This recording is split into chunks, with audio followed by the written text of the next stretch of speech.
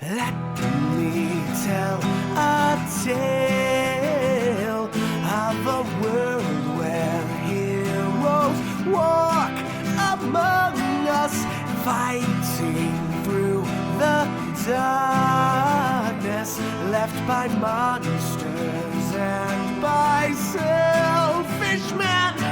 A tale of glory rents asunder, sacrifice and battles lost. Our heroes know not what awaits them, and still they carry on. Let me sing a song of a family forged by trials and woe.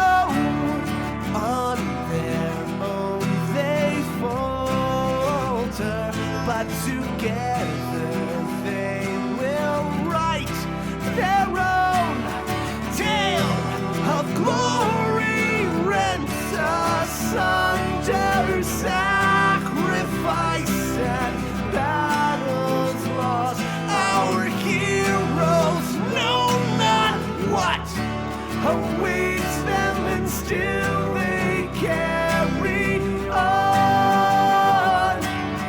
What was rent shall be restored, what was lost now shall be found. The price of valor ever rising, but victory brings new rewards. Tales of glory, might, and wonder, hard-fought battles, treasures won. Our heroes know their fate awaits them, and so they carry on.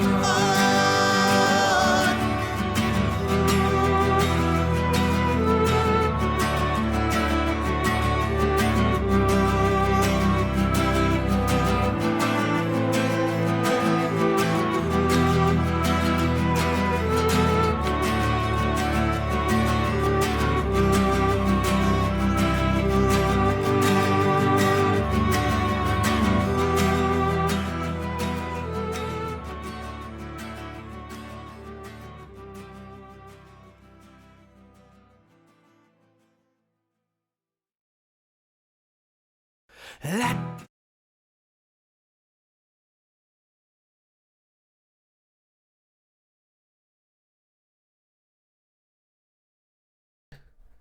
need to add manually the audio input and output capture for this.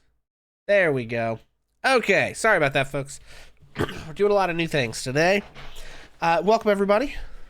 We are Ages of Einor, back again, and we are today pleased to be joined by one of our community DMs, DocRobert, who is going to be walking through a sort of presentation on how to play D&D. So if you're new and haven't played a lot of D&D before, you've been wondering, hey, what's this about? I hear people talk about this all the time. I've seen, shows or seen people mention it, or I've heard about Critical Role, etc., etc., etc. We're here to talk about kind of the basics of the game, help you get an idea of what it would take to get started. We do have BonusMom with us as well.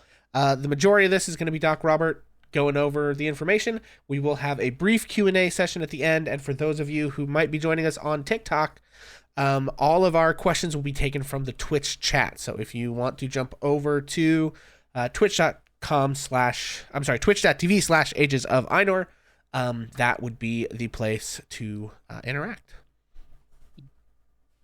Awesome. Well, thank you so much for the intro, Pixl. So once again, I'm DocRobert, or Robbie. You can refer to me either way.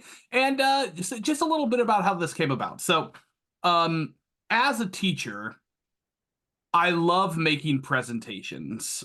I love giving presentations. One would hope so, or that would not bode well for my teaching career. And so when you have the worlds of the things you love combine, you end up with this presentation. Now, it's actually a lot longer than what we're going to see today because I'm an insane person, but we're going to go over the bare bones basics. So basically, the only thing I'm assuming going into this is that you have heard of the words Dungeons and Dragons and you're interested in learning about it. You really don't need to know anything past that. Now, if you're a veteran player, there might not be as much here for you, but it could also help clarify some stuff. It's always good to go back to the basics and learn some stuff here. So some of the stuff we're going to cover today, just for those of you who are interested and want a little preview, we're going to cover the basics over what D&D is, how it is that you play the game. We're going to overview the different abilities in D&D, the ability scores and ability categories, as well as do an overview of all, I believe now, 15 classes that exist in Dungeons and Dragons. And all of this is going to be from the context, from the perspective of a new player. The stuff that you need to know, or not necessarily need to know, but would be really helpful for you to know before you start rolling dice and table. So now a couple of disclaimers. The first one, and it's a really important one, is these things are going to work a little bit differently depending on who your dungeon master is. The way that I see something and the way that I run something might be slightly different than what Pixl does. And that might be slightly different than what another DM does. So take some things with a grain of salt. However, I'm going to try to keep things to the most general category that should be applicable to basically anyone who is interested in playing. So now, and for Pixl and BonusMom, I know I have a habit not just of prattling on, but of being a little unclear. So if you think there's a good place to jump in or clarify something, or to give an example, please feel free to do so. This, I don't feel like I need to just give it as a lecture. I'm more than happy to open that up to your insights as well. So with that, I've entitled this one D&D 101, and it's how to make a character and play the world's greatest role-playing game. So, with that, we will make our way over to the first question. What is D&D? So, I remember not too long ago, I was in a Discord call with actually waiting to play some D&D. In a different server with some of my in real life friends, and another person popped in the chat, someone who I didn't know very well, but was happy to chat with. And they asked, what is D&D? What console is that on? And I'm like, okay, I get to do it. I get to explain from square one what D&D is. So D&D is a role-playing game, like many other role-playing games that you might be familiar with, whether that be Final Fantasy or Baldur's Gate 3 or any other number of games. But there's one big difference, which is a tabletop role-playing game as opposed to a video game or a digital role-playing game. So with this, everything is done. You can play D&D 100% technology-free if you really want to. I've played that way. Not gonna lie, didn't quite enjoy it as much. I like all the digital tools and bells and whistles to help me keep track of stuff. But you don't need a single battery. If the apocalypse hit and there was no electricity anywhere, Dungeons and Dragons would totally still be safe as a hobby that could be played. So if that is a thing that you would want. So it is all about making a character, making choices that character would make, and resolving that with dice to help us decide what happens. So the dungeon master or the game master is going to describe a situation to you. Your character that you have created is going to describe how they react within that situation. And then anytime there's a chance for success or failure, dice are the things that determine that success or failure. So, in general, the way I describe it is it's like those choose-your-own-adventure games that you played or you may have read growing up. I know I loved those choose-your-own-adventure games or books. I'd read through and be like, all right, if you take the left passageway, turn to page 37. If you take the right passageway, turn to page 84, and then you do that. By the way, Dungeons and Dragons actually has some of those that are based off of the pre-written adventures as well. So if you want just a general idea of the feel of Dungeons and Dragons, that could be a good place to start. Even though it's not going to give you the same feeling, it will still give you the idea of making choices and having reactions to those choices. So, next. So, we talked about what D&D is. The next most important thing is going to be, like, how do you play?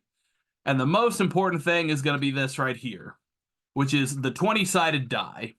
The 20-sided die is the die that you roll anytime that you are making one of those checks in which there could be success or failure. Thank you. Yes, a 20-sided die. For all the wonderful dice goblins out there, people have hundreds upon hundreds of these, myself included. Although at this point, I have fully converted to digital, much to the chagrin of many people I know.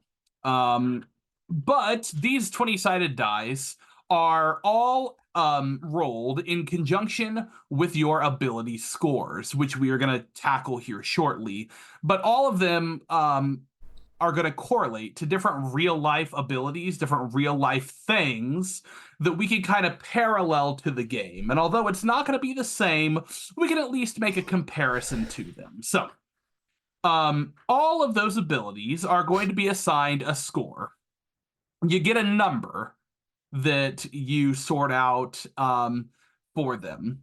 Oh, sorry, I'm a little ahead of the game. We got the dice here first. So on top of the D20, there's a bunch of other dice that you might need to know. I have them in order here: D20, D12, D10, and D percentile, 8, a 6, and a 4. When do you need these different ones? That's a little beyond the scope of today. It really depends on your character, what you're going to need. The one that you really need to know about is this D20. So, going back to what I was saying, for each of those abilities, you are assigned an ability score. And for each one of them, this is going to tell us how good or bad your character is with that particular ability or score. Now, this chart goes from 1 to 30, but there's an important thing to know. 1 could be the intelligence score of a potted plant, where 30 would be what a literal god's intelligence is here. So to say that there's some variance would be an understatement.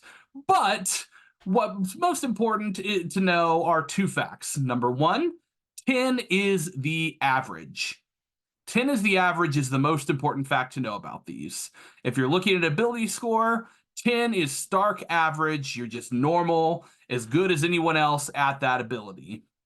On the other hand, as your numbers go down, you get a little bit worse, which will also correlate to a penalty in that score.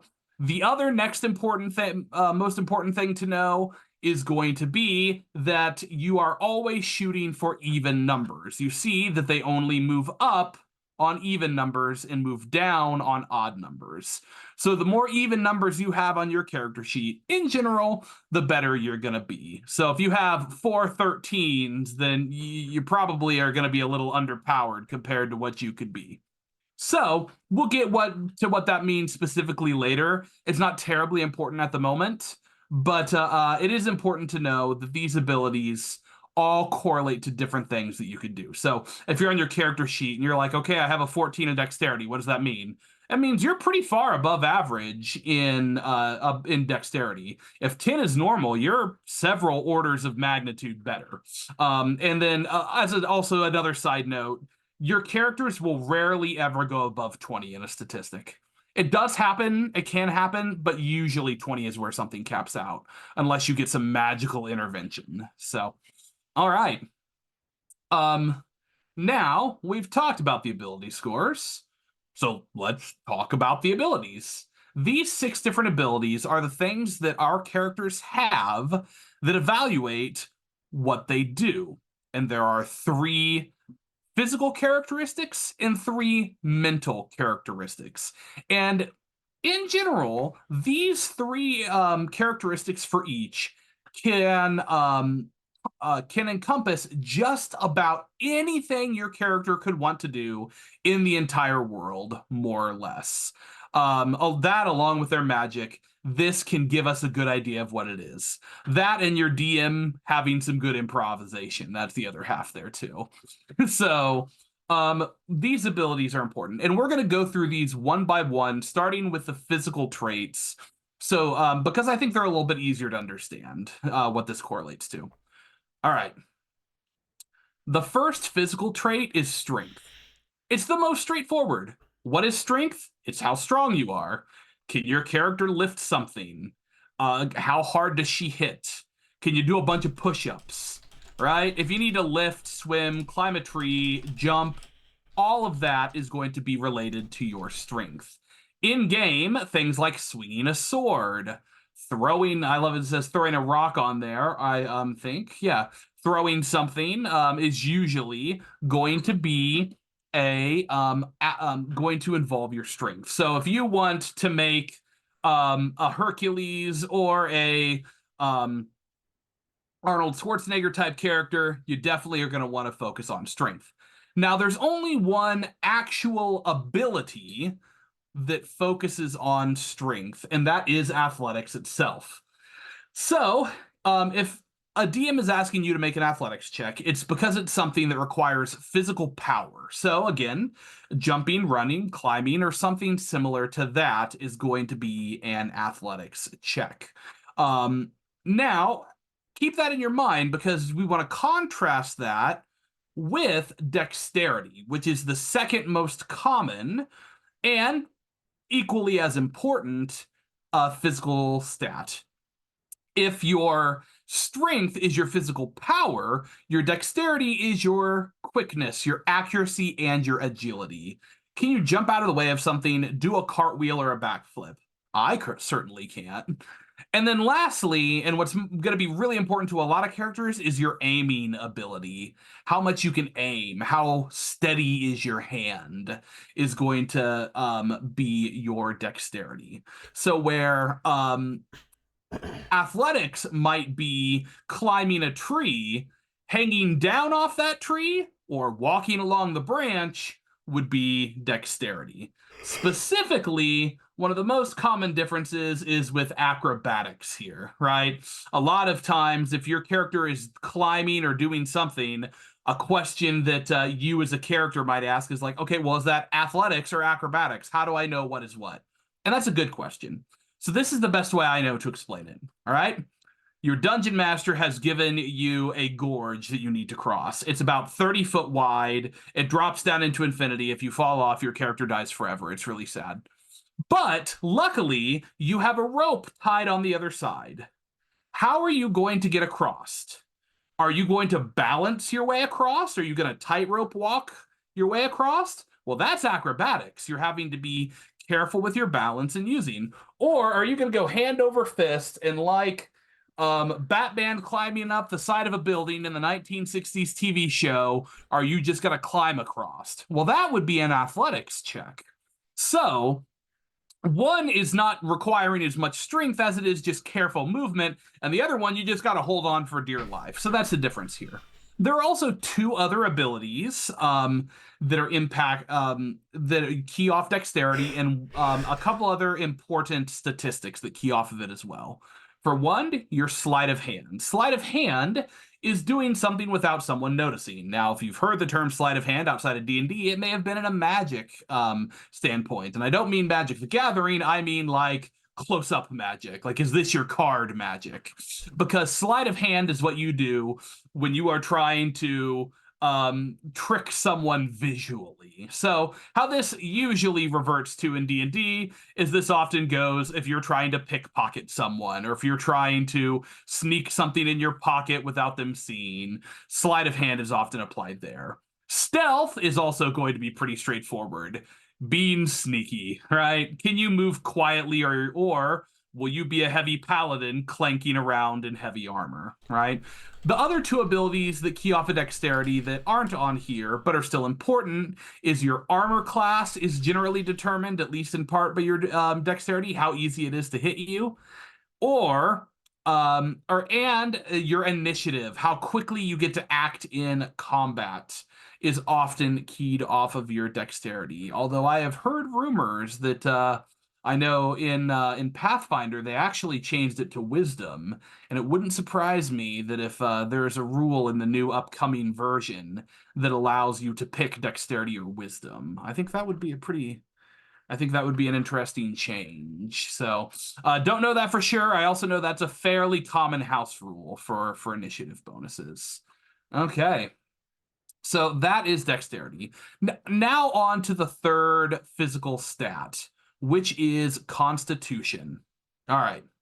So if strength is how strong you are, your physical power, dexterity is your agility, it's your physical control of your own body. Constitution is how healthy or hearty you are. So here's the way I would describe that. Um, if you have ever seen the Nathan's Hot Dog Eating Championship on the 4th of July, it's not always just a whole bunch of big guys up there. In fact, there's usually one rail thin dude who you're like, excuse me? That guy obviously cannot eat that many hot dogs. And then he puts down like 50 hot dogs.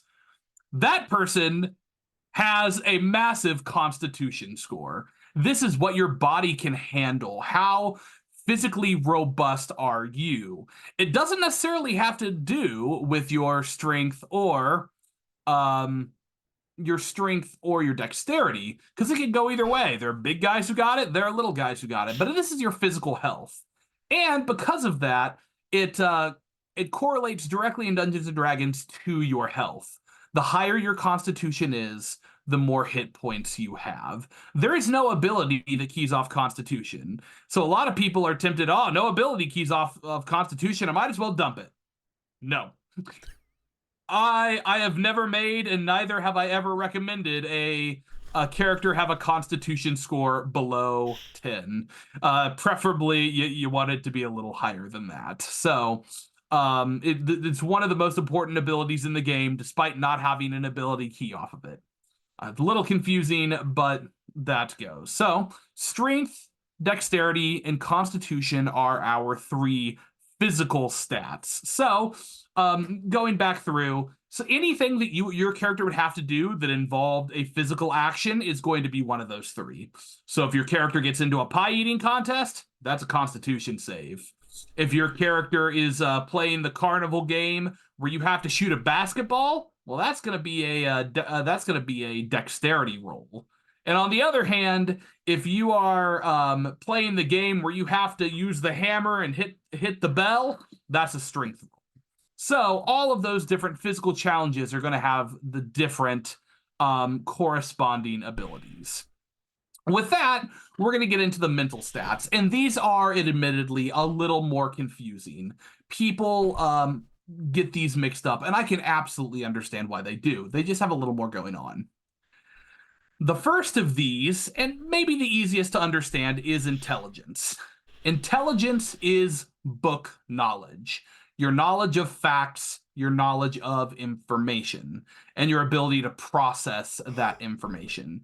So I love this. If you need to remember something, know a fact, outwit an opponent, you are using intelligence. So this is your knowledge of pen and paper, books, page, facts, solid stuff.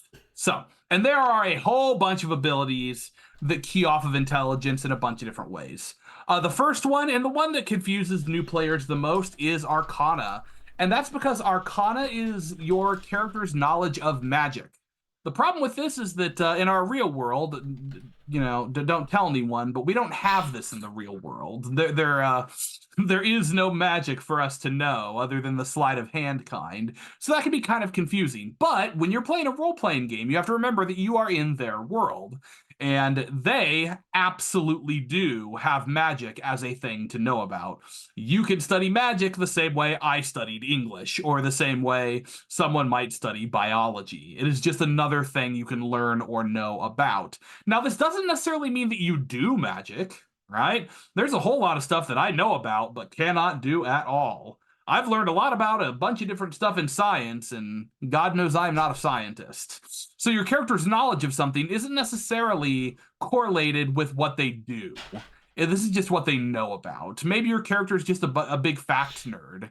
Totally could be a thing where they could be a big fact nerd, but not actually do a whole lot of magic. Next is history, and this one's going to be one of the more straightforward ones. What does your character know about the world around them? And I mean that usually the human created or a humanoid created world, right? If how long has this city existed? Who are the major players in this city? What happened here? When was there a war? All of those are history knowledge, the same way as it would be if you were asking those same questions in real life. That would be in history. Next, investigation. Investigation is one of those ones that gets a little blurry sometimes, but it is looking for or finding things. Now, put an asterisk next to that one. We're going to come back to it in a minute.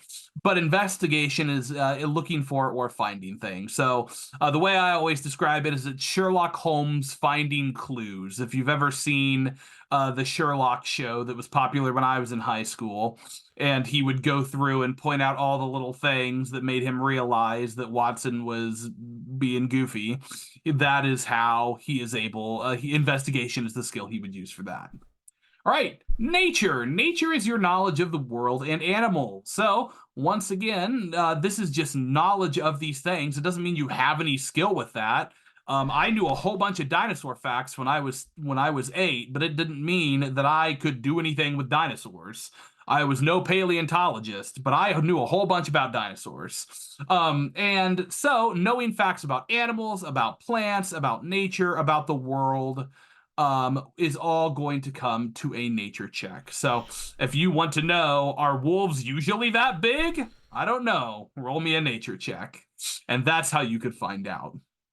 Lastly is religion. Now, religion is knowledge of the gods and the devils and the demons, as well as the creatures that serve them. So this is one that's going to change a little bit depending on your setting.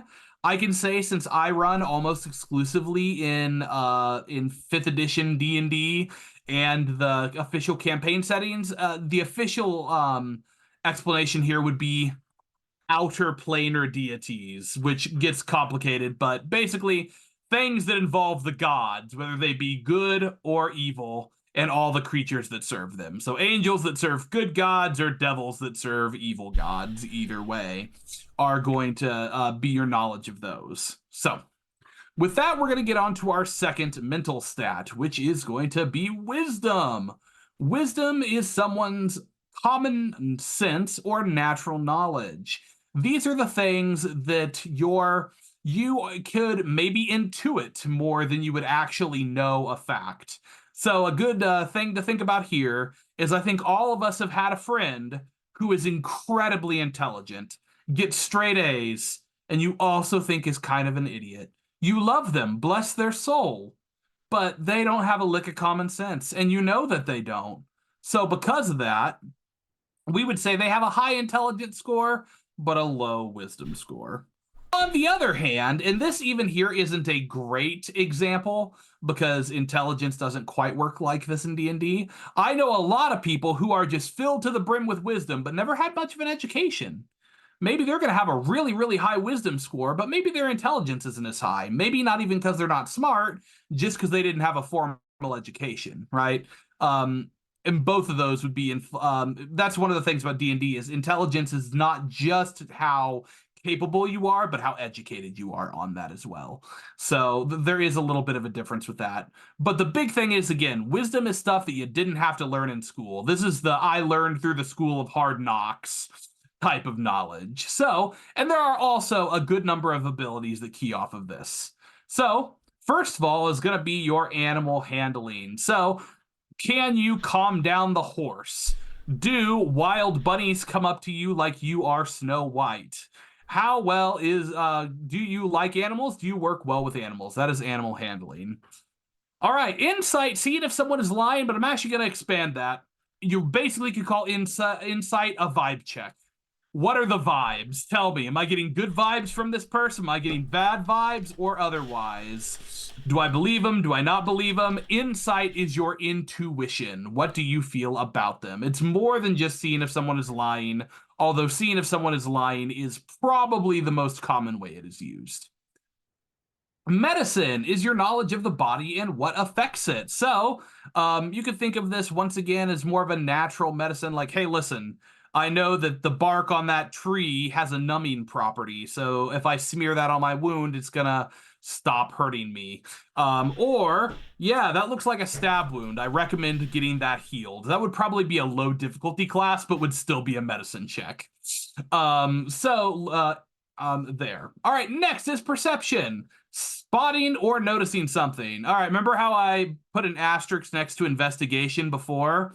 So these two get conflated a lot, and it's not because people don't understand them. It's because they're kind of similar. And in my games, I will usually let characters pick, in most circumstances, which of these two abilities they want to use, depending on how their character would approach a problem. Perception is more of a, you walk in and you just kind of see something, where a investigation is like an active scanning for clues. Even that isn't really a good description because they're kind of floaty. It can go either way. And except for some outside circumstances where there might be one that fits a little more solidly into one or another, I usually ask my players to make me a percepstigation check, which means, tell me, are you going to roll perception or investigation? Now, I do ask them to tell me which one they're rolling in advance, but I also don't care, or I wouldn't ask it that way. They can tell me which is better for their character, and they can roll either way. So that's how I like to rule that. Okay, coming back here, last is survival. Now it says tracking people or animals, which is accurate, but I'm going to go one step further, say this is your Boy Scout skills. You tie in a knot, you start in a campfire, you tracking something, you build in a tent. Your camping skills are your survival skills. So all of these, again, are things that you would get just from having been out in the wilderness, just having been out. So notice a lot of these are nature-based. Well, a lot of stuff that makes sense that you would get from being out in nature. Kind of got to survive out there, you know? Bear Grylls has got to have a decently high wisdom score, or you're not going to survive out there. So, all right. Now, the last of our mental abilities is charisma. I really wish the term Riz had existed when I made this, or I would have put a joke in there somewhere. But this PowerPoint's been around for a while, so no Riz jokes to be found. Now, charisma is not just charisma as we understand it socially. It's not just how much do people like you. It's actually just how much can you influence other people's emotions and actions in general. That could be positively or negatively or just in general. It is just how much does your character know how to work with or even how to manipulate other people. Now, again, this could be for good or for bad, depending on what's going on. The way I have here is, and this fits into 4 broad categories. The first one is deception, tricking or lying to someone to believe something. Intimidation is scaring someone. Performance is probably the hardest one for people to understand, but performance is any time your character is doing something where they are giving a speech, telling a joke, playing an instrument, something when they are expecting other people to be impressed by them. What I am doing now would be considered a performance check, as I am trying to communicate this information to you clearly. And lastly, persuasion is convincing someone of something. Now, why are all of these charisma then, if it's not just all nice? Well, I once had a character. He was a bard, but he was a whispers bard, not also known as a not nice bard. He had an intimidation score of +9, which mean when you walked into the room from him, you just got bad vibes. He was just an intensely creepy person. If he was walking down the street, you crossed to the other side. he just had a strong impact on people. And for him, it was intensely negative. On the other hand, if you know someone who's the life of the party and when they walk in, everyone goes, hey, they probably have a high charisma too, or just in another way. So charisma can look like a whole bunch of things. Charisma can also look like the mom who can mom talk you into absolutely anything. But that is still charisma. It is charisma of a different sort. So this is just your ability to work with and talk to other people. So with that, we have gotten into all of the different abilities here. And that is the first half. This would probably be a good place if we had some questions to take about the abilities. We'll give it a minute or so to field a question or two, and then we can come back to that at the end. Cool. Yeah, sounds good. So, folks, we are taking questions. Pixl, I can't hear you. Oh, no, I thought I unmuted. I am unmuted. Oh, my. Can anybody hear me? Can It's you all me. hear My bad. Pixl? Can you hear Okay, me? it is on Doc Robertson. Okay. Yeah, so does anybody have any questions about what we've discussed so far? The basics of the D20 rolls, the various dice that are used, the ability scores and modifiers, any such things. Matt says they can hear everyone. Excellent. Well, I just have an observation, which is that absolutely intelligence and wisdom are the two that consistently trap me up. One of the things I've been very blessed with every dungeon master that I've ever played with is that they are very patient with me and will help. And so that's one of the things as you're taking in all this information from DocRobert, your dungeon master or game master will help you along in and give these explanations again. Maybe not as clearly as Doc just did, because that was very clear. And so for this moment in time, I truly do understand the difference between intelligence and wisdom. I hope I remember it by next Saturday night, Doc. Yeah. Yeah, it's not always easy. I did have one other thing to interject, which was when discussing what is D&D and or the tabletop role-playing game, another analogy I like to use is that it's a lot like playing make-believe when you were a kid, right? Except when you were a kid, you would run into the thing where like your cousin or the other kid on the block, you know, it's like you're all playing superheroes, right? And like the one kid is like, I'm strong man and I'm super strong, and the other one's like, and I'm fast man and I'm super fast, and then one of your other friends is like, and I'm blink and I can teleport short distances, and you're like, all right, well, first of all, killer name. I'm over here with strongman. You've got blink. Like, clearly I'm outclassed in that department. But secondly, teleporting short distances, hella cool. But then you have your other friend who is, let's be real, a little bit of a dingus. You don't like him so much, but you have to play with him or your parents get mad at you. And he comes in and he says, well, I'm Ultraman, and I'm as fast as Fast Man, but I'm actually even faster than Fast Man. And I'm as strong man, but I'm actually a little stronger than Strong Man, and I can teleport really long distances. And you're like, all right, well, you've ruined the game now, you know, Coburn or whatever your real name is. So to prevent situations like that where, you know, we just get into argument about what is supposed to happen as we pretend to run around and punch bad guys, we have rules, right?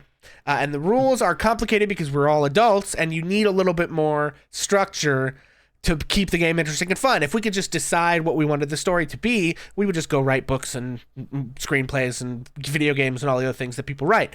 But this is like a collaborative, make-believe type of game, and the rules help us, you know, keep from like, because like the drama of could bad things happen to the character is where a lot of the fun comes from, where the risk and the excitement, but also we're all attached to these characters. We don't want anything bad to happen to them. So if we just left it to ourselves, my guy would hit every time. So that's one analogy I use, is the make-believe analogy, but the rules help us keep drama and keep from arguing about what should happen in the story. Yeah. And I do have a genuine question here from someone who isn't sure if maybe they missed this part. And the answer is I don't think you did.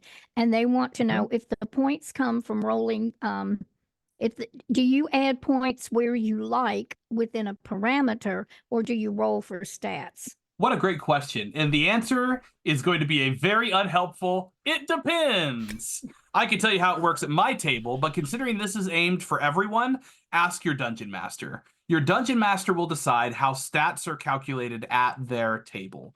Now, usually you'll have some input on how those stats go out, unless you get pre-made characters, which is also fine sometimes.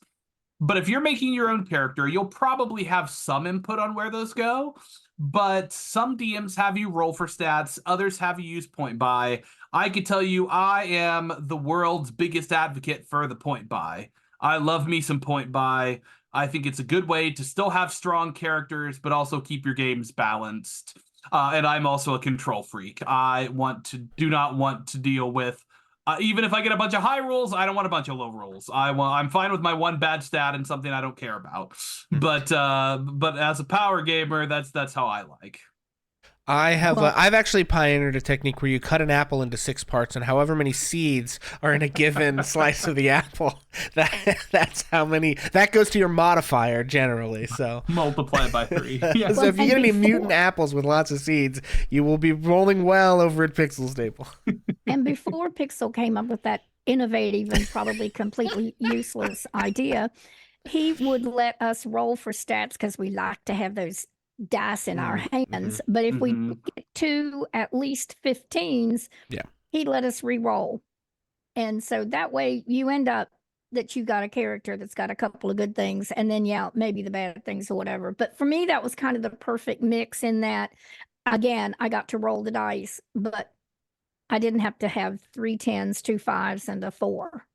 So. Yeah. But on the other hand, you'll see some people advocate for just the straight up, not even using point buy or rolling, but just using like an array. Everyone gets the same numbers and they get to put them where they want, which is less fun and less customizable. But if you have a group of players who, you have people who are like gonna care, like, well, my highest stat is a +3 and his highest stat is a +5 because he rolled really good and I didn't roll as good. And, we play these characters all the time and I have to sit here with this like substandard stats. If you have characters who have, that kind of an attitude, first, there may be other problems there. But provided that that's not, but they care about that fairness of what they're playing versus what I'm getting, then sometimes standard array is good.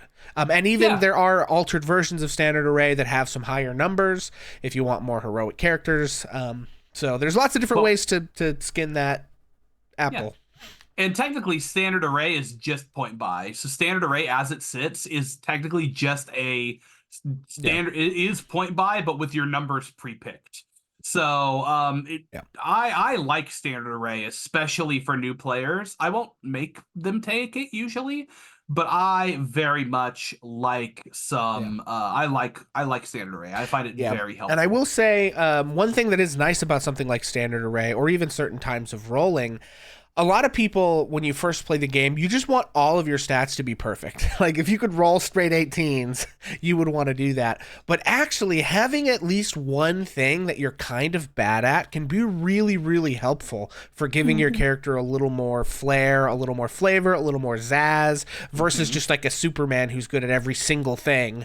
Like Ultraman from before. Having a character that, like, may be really, really strong, but, can't convince people of anything to save his life, or gets tongue-tied around people with a low charisma. Having some stat that's not as good can make a character much more believable and honestly fun for me. I love having characters that have like 1 or 2 things that they're not that great at.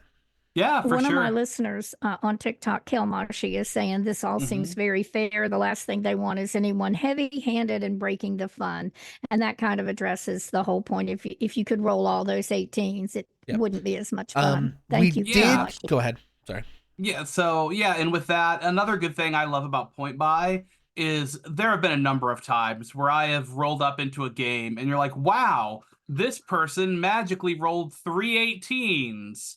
I'm sure that happened naturally. Right. And with point buy, you get none of that. So it's also just a way to avoid problem behavior here. So I see a question here in the chat where it says, hey, what race is good for a monk? Okay. The answer is going to also, once again, be an unhelpful. It depends. So if you are using the newest set of rules in D&D, the character creation rules that were set out in Tasha's Cauldron of Everything, there is no good or bad race for any class anymore. there's no good or bad race for any class anymore. It's one of the reasons we're not covering race in this guide, is because they are completely updating the way that races, or as they'll be called now, origins, work. That's just going to overhaul that. For old versions of D&D, if you're still talking about the old racial bonuses, you would want something that has a bonus in dexterity and or wisdom. So the best way, so if you're still having a dungeon master that uses old rules, wood elves get bonuses in both dexterity and wisdom, as do ghostwife halflings. All halflings get a +2 to dexterity, which is pretty good. Tieflings get a dexterity bonus, which is nice. Or do they get wisdom? No, they get intelligence and charisma. It's charisma, it's variant tiefling that gets intelligence, or that gets dexterity. Yeah. So you could also do really well. Humans are always good. There is never a bad time to play a human. Humans can do good for anything. So that helps. So yeah, McCree says Tabaxi monks are Tabaxi also really good. Yeah, Tabaxi's great. Love Tabaxi monks. That's how you end up with the Sonic the Hedgehog build. So okay. Yep. All right, so Pixl, what do you think? Are we gonna have enough time to go through the rest of this? Yeah, sure. Probably. Again, we're probably almost exactly halfway through. So, okay. With that, let's go ahead and go through the classes in D&D. So, unlike your abilities, which are for everyone, no matter what you pick, the classes are very specifically something that are going to be a set of abilities that you get. And this will entirely determine how you play the game.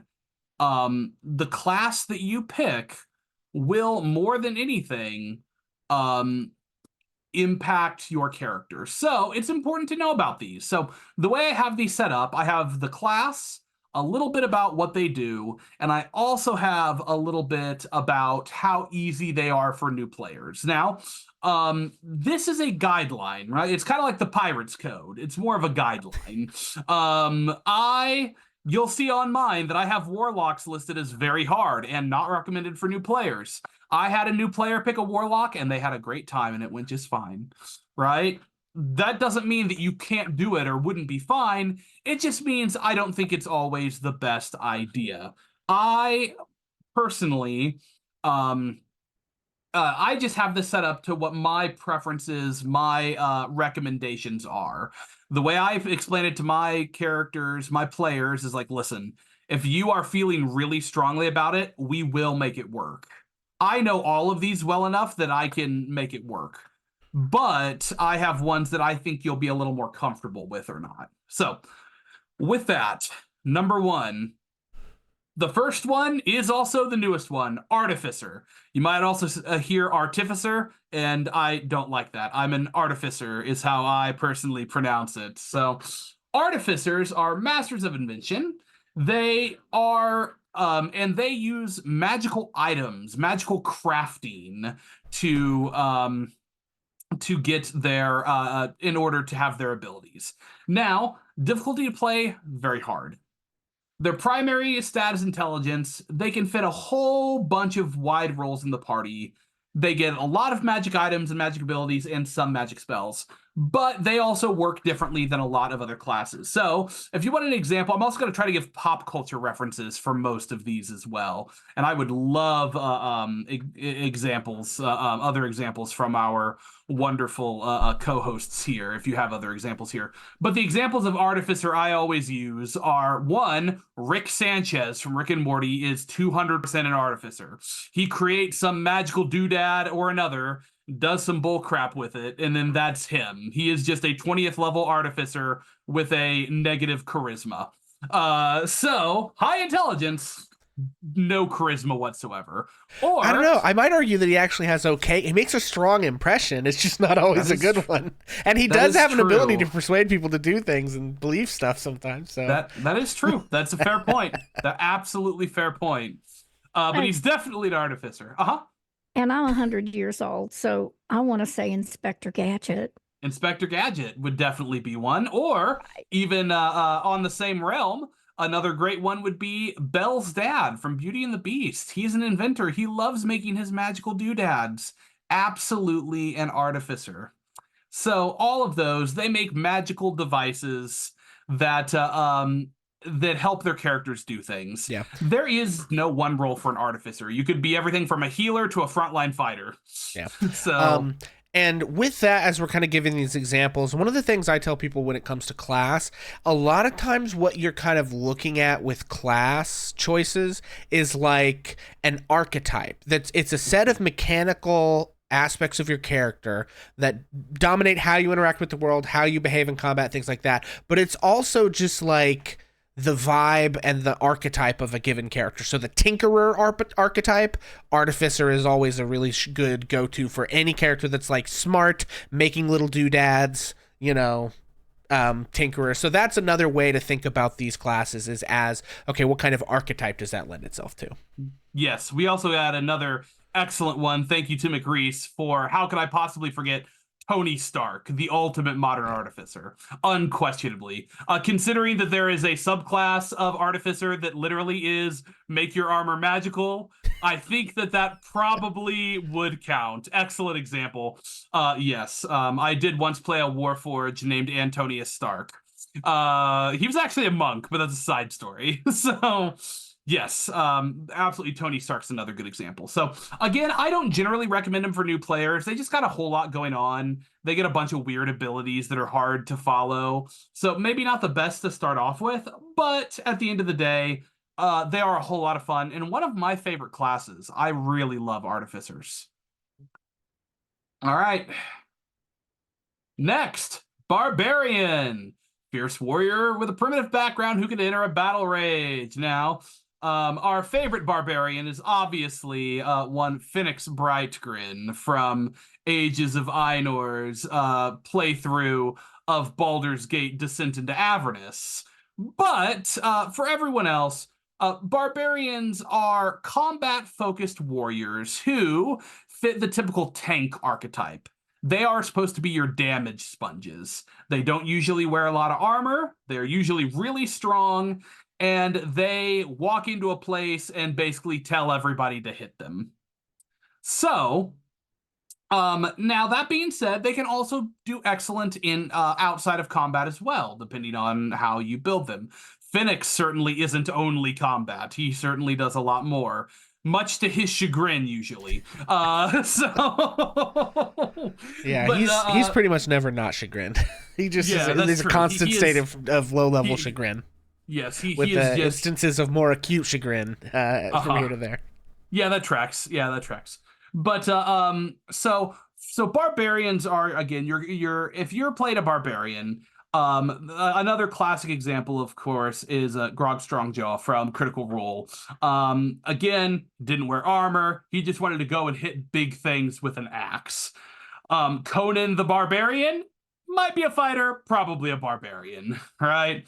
They are just ones that go out there and hit things. You actually don't see as many examples of this in pop culture just because it's a little more simplistic, but it doesn't have to be, right?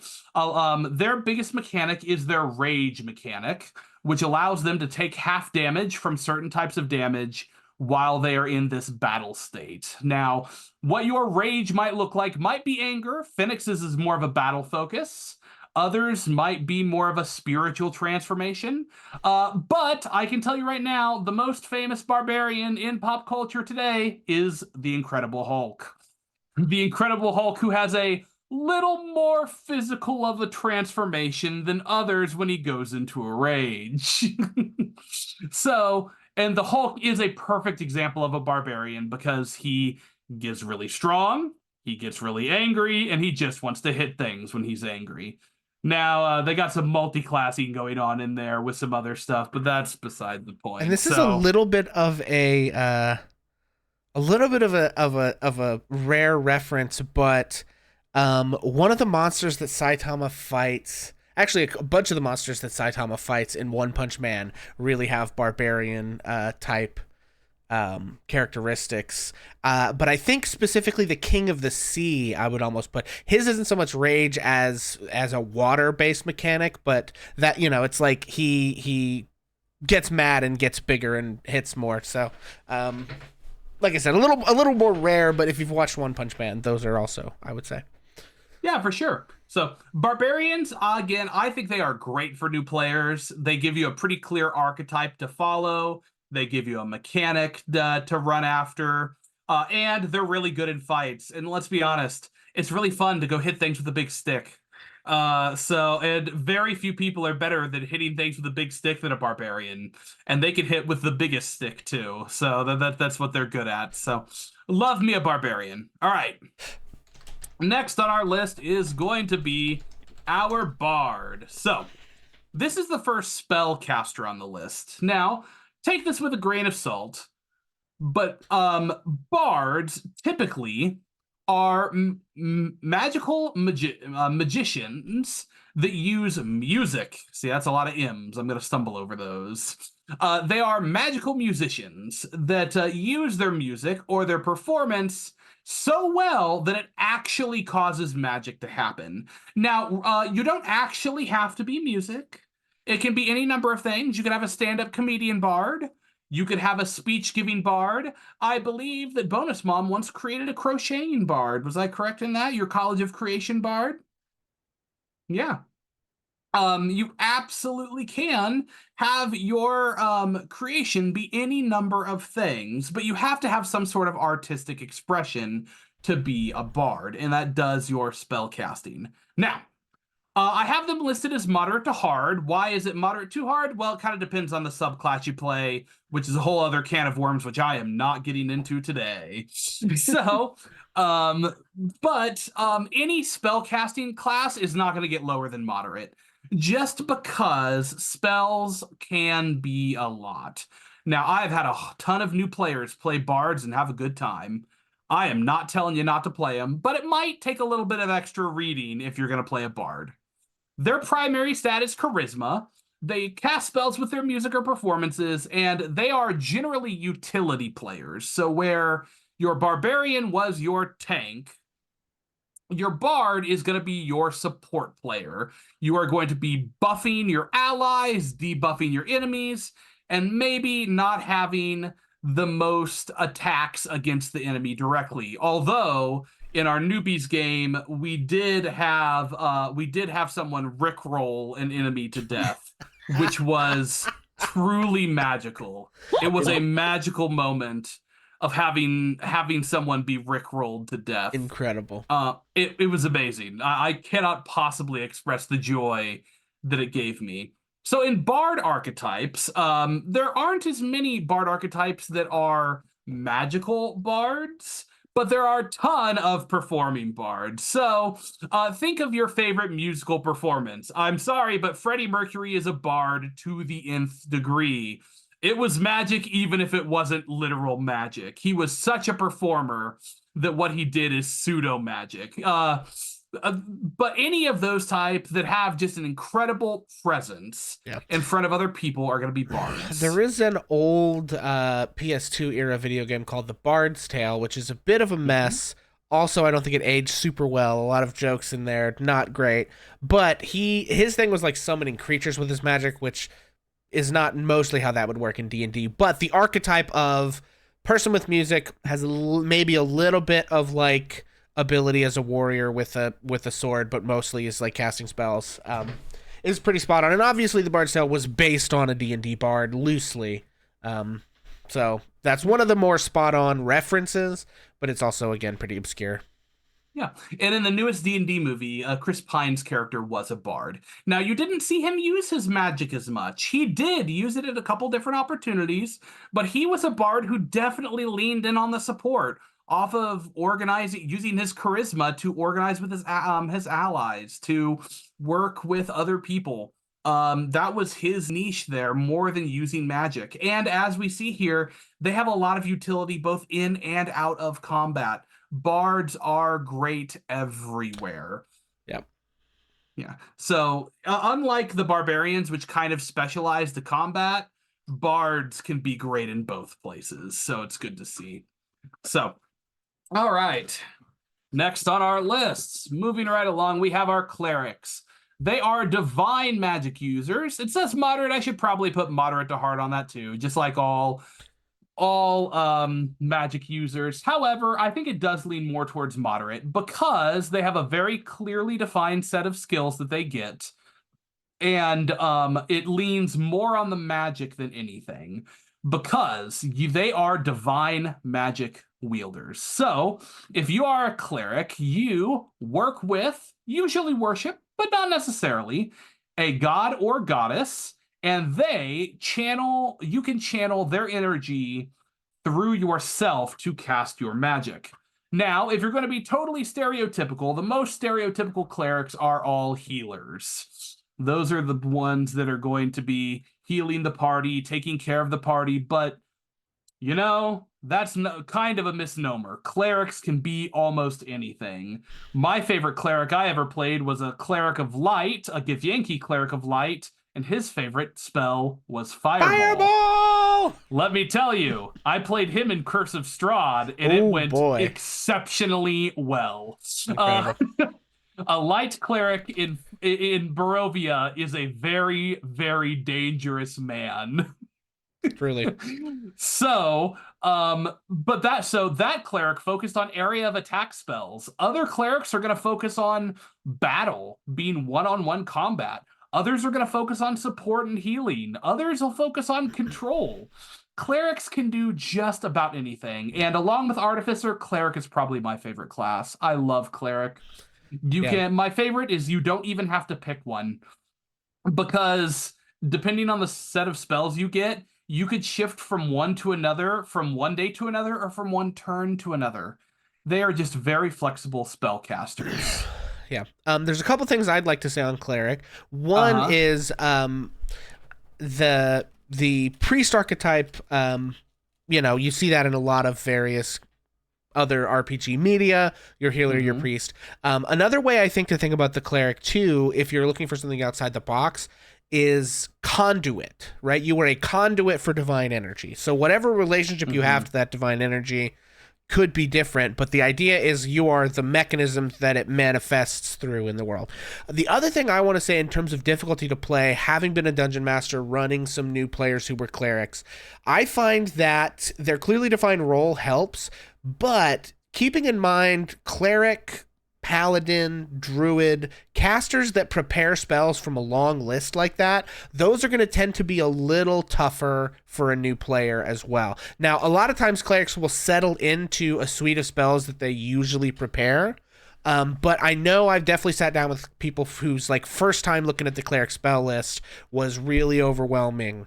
Just because rather than say a sorcerer or a bard where you only pick spells when you level up and you're kind of stuck with that till your next level up, with the cleric, you get access to that whole list and you can prepare. It's like your wisdom modifier plus your cleric level every morning of what you actually pick out for the day, which is great for that flexibility that Robbie was talking about, where, tomorrow I know we're going into this kind of situation. I need to prepare this kind of spell, or, yada, yada, yada. But it also can be overwhelming for a new player who doesn't know what all those spells do. And it's a lot of text to read and understand. So. Yeah, so I'm actually going to disagree with Pixl very slightly here, but I think he'll understand my disagreement. I think that although I agree, I don't disagree with anything he said in its text, I personally see the prepared spells as a boon. So what I like to do is go through with my players the first time and pick out spells, and then every once in a while remind them, hey, are there any of these you're not using? Okay, let's go look at it again. And you could just switch it out.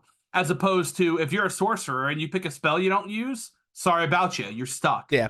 It's not that I'm not saying that it's not a boon. The flexibility is great, but I'm just saying with my very new players, I've just noticed, I guess what I'm saying is if you're a new player and you're wanting to pick cleric, you're going to have a little more upfront reading of, and not only upfront, sorry, I muted myself. A little more upfront reading to understand what all the spells do. And then rather than just picking the ones you think are the coolest and then you're locked in, which is less flexible, but it's every time you do a long rest, you're going to have to sort of revisit. But like I said, and kind of what Robbie was saying, most players do end up settling in on things they generally prepare and then occasionally swapping those out. I just know I've seen a few panicked looks on some faces as I've gone over how that mechanic actually works. And that's really going to depend a lot on your dungeon master. This is Yeah. where, and people who started the game with me can say, I did not pick the spells for them, but I'll be like, hey, here's 3 that are really good. If one of these other ones sounds interesting, I'll explain it to you. But pick from these 5. Sure. Pick 3 of these 5. The 3 of those 5 are good, and then that kind of helps cut down on that. But I completely agree. If you're just making this from scratch with no input from a dungeon master, yeah, that might be harder. So I guess one of the things is when I made this with myself in mind. Obviously, Right. I made this for my players before I made it for anyone else. And I am going to go through and give examples of that kind of stuff. Your dungeon master might not, which would absolutely play into what Pixl said and make it a lot harder. So, but yes. So do we have examples of good clerics from pop culture? I can't think of any off the top of my head. So obviously Critical Role had some clerics playing through. Pike, Crixfoot, Jester. Technically Jester. Technically Jester. In the loosest terms, Jester. In the loosest sense of the word, Jester. But they're say I would almost think of them more as a medic or support, but even that isn't a great example. Okay, I will say this: anime, fantasy, isekai fantasy anime, chock full of clerics. Okay, well, so many references because they're all based on D&D in the first place. Yeah, see that's where we're gonna differ because it's the one nerdy outlet that I don't really have experience with. I have not watched much anime, so feel free to roast me in the comments. That's fine. But I do not roast much at all. Fresh cut grass was a cleric? I don't think I knew that. Anyway, shows you how much Friar Tuck from Robin Hood, although he doesn't really do a lot of magic. A lot of spell casting, yeah. But that kind of like priestly character archetype is typically. That does bring me back though. The rooster from the old Robin Hood is a bard to the bard degree. Maybe the most bard to ever do it, and man, was he a good one. Also, if any of you have watched Age of Divine War streams, we've had some clerics as well. So absolutely. Yep. Feel free to check those out. All right, druids. So where clerics get their power by channeling the energy of the gods and goddesses, druids channel their energy by channeling nature. Now, I have them listed as hard for one reason in particular, and that is because of their keystone ability, which is Wild Shape. Wild Shape gives you the ability to change into a number of animals that you have seen before. Asterisks, there are a lot of rules, thus why it's labeled as hard. Now, it is a really fun class. I have had a ton of new players play Druid and do a great job, but I've also had a bunch of new players play Druids and then they never Wild Shape, which would be fine, except that they were a Moon Druid, which is all about Wild Shaping. And so I had to remind them, they're like, oh, I'll do it more, and then they just didn't, which is fine. Again, they didn't die, but you don't always use your abilities to the fullest extent, which is why it's labeled as hard.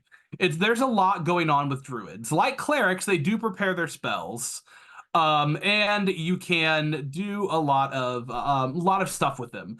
I would actually argue that druids are the most flexible class in the entire game. Clerics are probably right up there too. One of my favorite shticks I've always wanted to do is have a whole party full of clerics and you call them the Amen. And then but you can have a whole party full of druids too, right? Druids can be everything from frontline melee fighters to heavy spellcasters to healing to everything in between and still be good at it. Though I will say, more so than cleric, your subclass really depends on that. Though cleric, the subclasses in cleric do too, but it really does for druid. Your subclass leans in very hard. Now, if you are a nature girly and you just really want to lean into some of that witchy stuff, First of all, go off. You are going to have so much fun with Druid because you can lean in hard and you will only have good times, especially if you are willing to put in a little bit of that effort to learn your abilities and spells.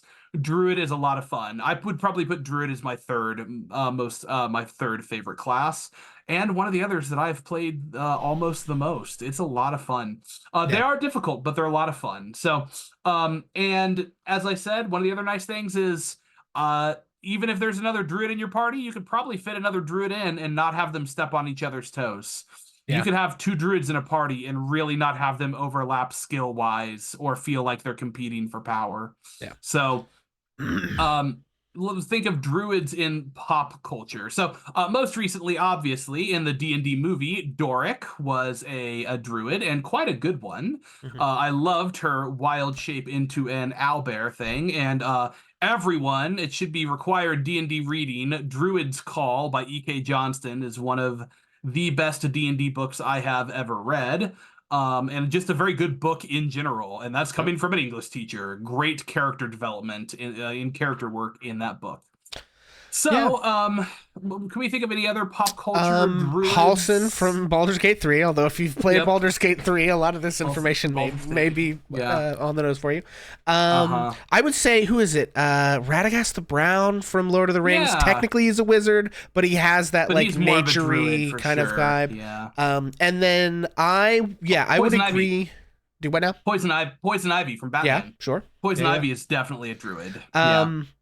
I would agree with everything on the difficulty of, I think it is basically the hardest class to play, probably, because you get all of the same spellcasting type mechanics you get with Cleric, which have the same like preparation requirements. So it's just it's a big list of spells, wide range of effects, and you have the wild shape mechanic on top of that, which introduces having to have at least a passing familiarity with a bunch of monster stat blocks that you can transform into, having a sense of like when is it good to turn into those things, and like the stat blocks you get change over your levels. Like you can't turn into things that like fly, for instance, when you first start, and later on you often can. So it's like, it's a lot. I know two brief stories on that. I played a druid in a campaign that my brother ran and had tremendous fun, and really, because I knew the class well, was able to throw a lot of fun wrenches into things.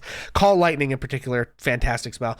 But Bonus Mom started as a druid in our Curse of Strahd game, and ended up switching it to a nature cleric, which worked, narratively, but was just so overwhelmed with the stat blocks of the monsters and knowing when to wild shape, and it was like every turn of combat was just should I be wild shaping, should I be casting spells? It was a lot. So yeah, for sure. And it really does depend. I think that could be mitigated a little bit depending on the subclass you pick. So if you pick like a Circle of the Land druid, is going to operate essentially like a cleric, and you can like never use your wild shape and you'll be none the worse for it.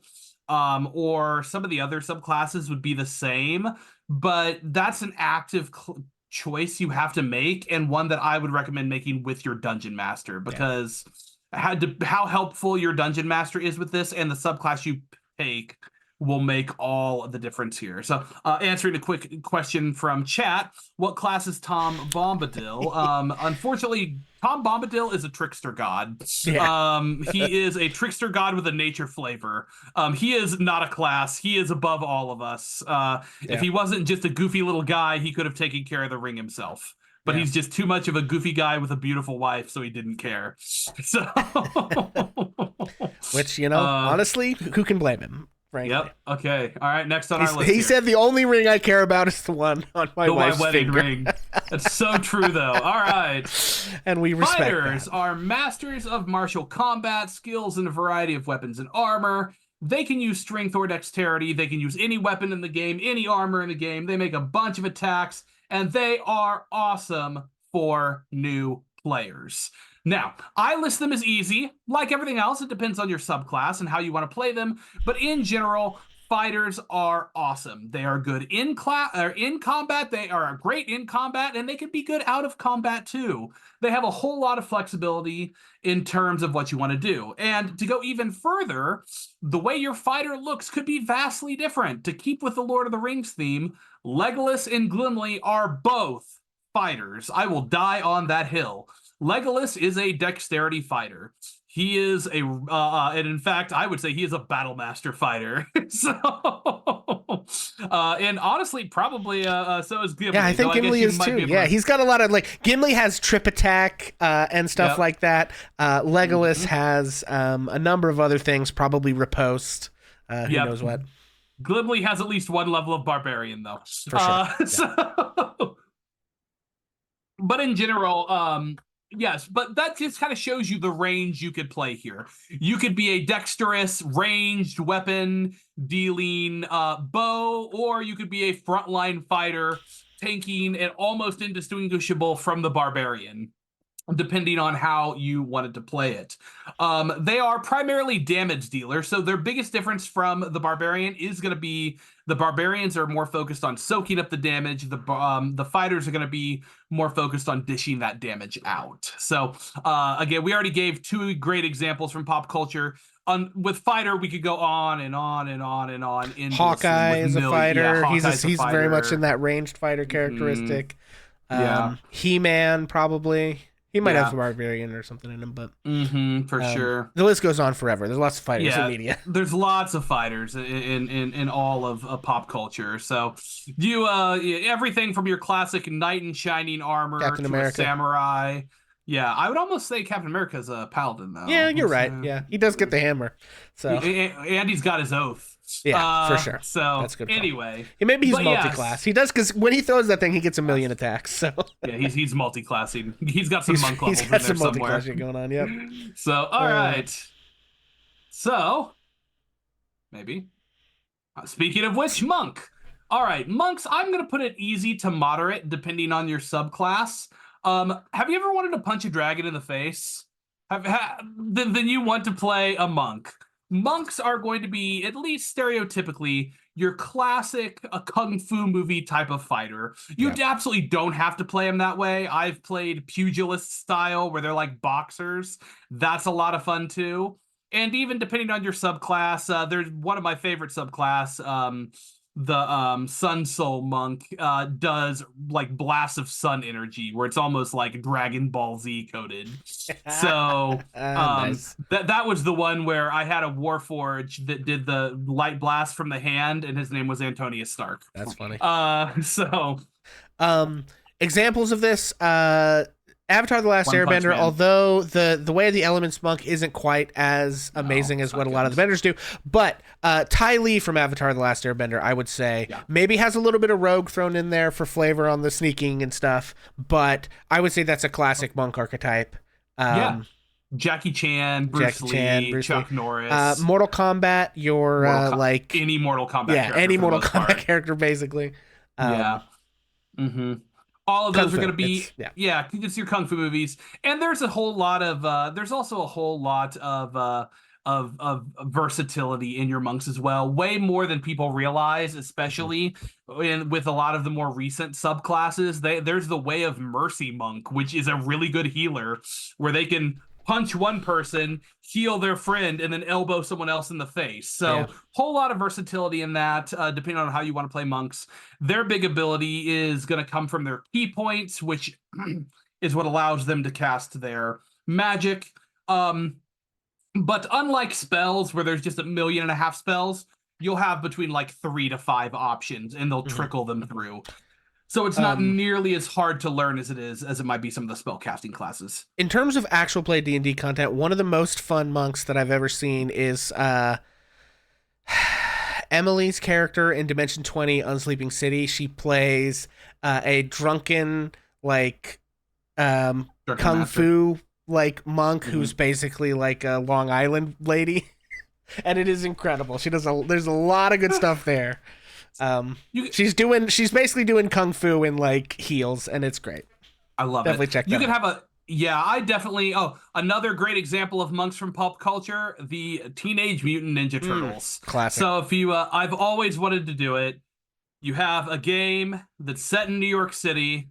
It's in modern day. You have 4 players that are all Turtle Kinsei monks, and they are the Teenage Mutant Ninja Turtles. Heck So yes. it absolutely, yes, they are all monk characters. So great examples and a whole lot of fun.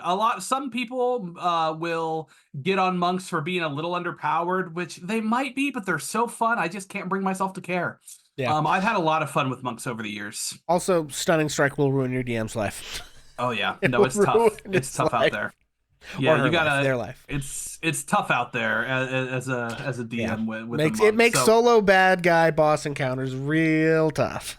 Yep, you definitely have to. It makes your DM think on your feet. So that's where it stops being underpowered and starts being really good until you run out of key points, and then you're SOL. Yeah. So, but yes, I think monks make great are a great choice for new players, especially if you want something that's a little more thematic.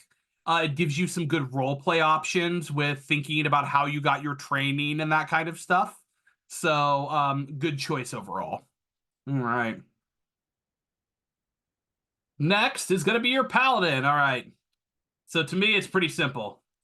Okay. You get a dash of cleric, and then you put it in the blender. And then you get a dash of fighter, and then you put it in the blender. And then you blend it up, and then you pour it out, and then you got the paladin. So a paladin is a holy warrior bound to sacred oaths. Now, you don't technically have to serve a god or goddess, at least not in 5th edition. I usually like to pick one just because it's fun flavor, but you don't have to. In fact, some are explicitly like, no, my oath is to the crown, it's to the kingdom, or to goodness in general, or whatever. But this is more of a virtue-based thing as opposed to a literal god or goddess, though it certainly can be to a god or goddess. Now, I list them as easy or moderate to play, depending on how. It probably leans more to the moderate side, I would say, than it does the easy side. They are almost always strength-based characters, and their spells key off of charisma, so you want that. And they are great if you just want to dip your toes into learning a little bit of magic, but you don't want to, like, fully commit to be a druid or a wizard or a cleric. You just want to learn a little bit of magic. They are great to have some combat abilities, to have a little bit of magic here and there, and to do a little bit of both. They are great for that. I think paladins make a fantastic second character. I think better than else, a paladin can be an amazing second character. Yeah, paladins, yes, incredible. They're one of your highest single target melee damage dealers. I think maybe rogues can theoretically outclass them on a regular basis, but a couple of things to say about paladin from my perspective. One, I would like everyone right now to go, if you have a Twitter account, log in, tweet at Jeremy Crawford, and tell him to call spells like Burning Smite and the paladin's Divine Smite abilities something else. Okay, here's why. Spells which you get as a paladin, such as Burning Smite, Thunderous Smite, etc., they cost a spell slot, they take a bonus action to cast, you have to maintain concentration, and the spell effect goes off on your next successful melee attack. It's a thing you have to do before you start doing your attack, whether you know or you've hit or not. Your Divine Smite is a thing you can choose to do once you know that you have hit. Totally different. And you just stack a bunch of damage. It still costs a spell slot, doesn't require any action economy, and you could do both. You could say, I'm going to cast Burning Smite with my bonus action, I'm going to hit, oh, I hit him, great, now I'm going to dump Divine Smite on top of that. So that's one thing I will say. If you're playing a paladin, my joke about Jeremy Crawford on Twitter aside, if you're playing a paladin, just kind of understand you're going to have to parse the smite spells from the ability a little bit, and I've seen a lot of folks get tripped up by that. Myself included, when I first started playing a paladin, I got confused by that. So that's one that I would if you're doing that, talk to your dungeon master. Yeah. Get a primer on that. It's not hard once you kind of get it, but because the word is the same, whoo boy, it's almost also, I've seen a similar issue happen, not as bad with spellcasters with character level and spell level, and people are like, well, I'm level 3, why can't I cast level 3 spells? And it's like, you should have called them tiers of spell or something, but that's anyway. I'm getting aside, but paladins are a ton of fun. The thing with paladin in terms of as you're designing the character, what you kind of want to think of, and I think you did a great job calling out Captain America with this. The paladin's strength comes from this sacred oath. You want to think about their strength coming from like their conviction. These are your like, you know, your crusader warrior type characters who, you know, have that like fist of righteousness thing going on, and that can be a ton of fun to play. Yeah, for sure. And again, they do, and that is what your magic comes from. It is a belief that is so sincerely held that it does become literally magical. So, and the different subclasses of paladin kind of give you an idea of what that might be. But there's a whole bunch of ways you could do things, and you could always reflavor. So, but for sure. So, one thing I love, and I know a lot of OG players who hate, but I love that paladins do not have to be good anymore. I was not a fan of that. I love the fact that this is just that this is now, doesn't matter if you're good or evil. It's just a matter of having strong conviction. You could be a strong, convicted jerk, and that would still work. So my conviction is that I'm the most important being in all of creation, and it hurts more when I hit you about it. Yep. Yeah, you can absolutely do that. You can make that work too. So, yeah, again, paladins make for a great second character, I think. So, but I've had a ton of people play paladin as a first character and have it work just fine. So I'm certainly not going to tell you to wouldn't steer you away from that. But if you've played a fighter or a rogue or something and you're looking to dip some magic, definitely recommend paladin. And then the other thing I would recommend for that is in fact the ranger. So before we jump into ranger, one last thing I want to say on paladin. You can choose to smite after you know you've crit, and that's really important information for you if you're playing a paladin. If you're playing a paladin and you crit, dump your highest level spell slot into whatever you just decided to murder, unless it's gonna die anyway and you don't need it. But that's just crucial. One of the few abilities that you can choose to stack extra damage on after you know you've got something like a critical hit rolling. So good. So, all right, remember how we said that if you took a little bit of cleric and put it in the blender and a little bit of fighter and put it in the blender, then you get a paladin? Well, we're going to change up the recipe. We're still going to take that fighter in there, but instead of some cleric, we're throwing in druid. All right, you got a ranger. A ranger is that in the blender. So, rangers are also warriors that here it says who combats threats on the edge of civilization, which I don't always like that characterization of them. By the way, these come straight from the player's handbook, which is why it says that. So, rangers are martial fighters that also get some spells. So, I would list them as easy to moderate. I would say they're probably not quite as hard to play as a paladin. Just because that smite difficulty is a legitimate one that you don't have to deal with here. There might be some other small difficulties here or there with a ranger, but I found rangers to be a great first character. My first character was a ranger, and I had a fantastic time.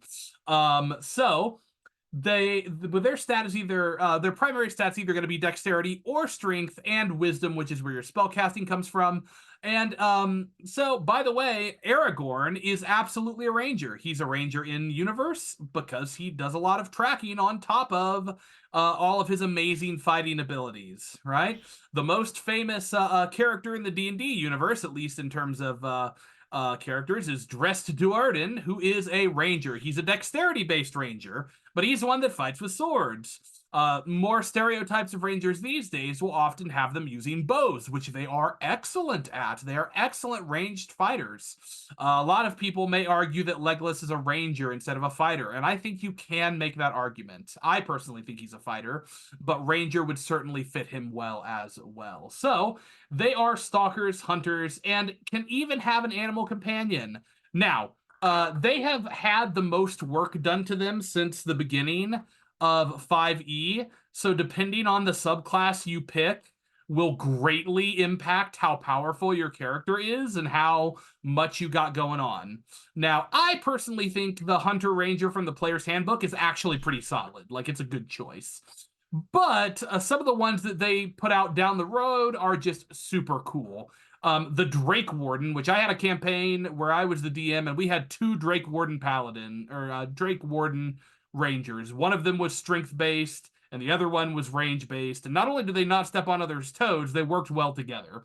They get a dragon companion. You literally get like a mini dragon that you just get to come with you, and that's freaking cool. I'm sorry. It's just really awesome. 10 out of 10.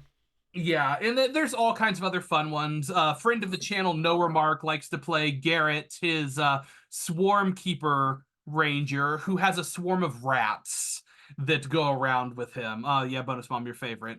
He has a swarm of rats that go along with him, and we like to we had a Swarm Keeper Ranger as well in the Ages of Lynor stream of Waterdeep Dragon Heist. Beatrice was a Swarm Keeper Ranger who had bees that lived in her hair. Love it. Yeah, they're a lot of fun. So Rangers, and they are all over the place in terms of Rangers. They could be just about anything. I also think that they are great. They make a great second character, and I might be biased, but I had such a good time as my first character ever being a Ranger. So in terms of other examples, I'm going to give you one more. All right, you ready? The Irwins. Robert Irwin, Steve Irwin are both Rangers, absolutely, but they have levels in Monk because they're only unarmed. But they have that animal handling proficiency. They love working with nature. They are unquestionably Rangers. They've taken the grappler feat as well, probably. They have taken the grappler feat, absolutely. As their wrestling crocs. And Tavern Brawler, probably. Yeah. So that is a hill I will die on, though, is that the two of them are absolutely Rangers with expertise in animal handling. So, but a lot of fun. So I've always wanted to play a kind of a Crocodile Dundee, who I also think is a Ranger type of character. But yeah, Rangers are great. A lot of fun there. Anything else to add, Pixl? Nope. Okay. We're almost through here, as we are on to my personal #1 choice for new characters. Obviously, if you have a whole table of newbies, you can't all be rogues. That wouldn't quite work. But if you are just one new player at a table, I don't think that there's a better choice than rogue. Let me tell you. Rogues are extremely powerful, they are extremely flexible, and they are extremely fun. I'm going to double down on my easy on this one, and unless you pick one of the classes that's got a little extra going on, they are almost exclusively pretty simple to play. You got a couple abilities to remember, but really not that many. You got like 4 extra things to remember. The thing is, all 4 of them are really, really good.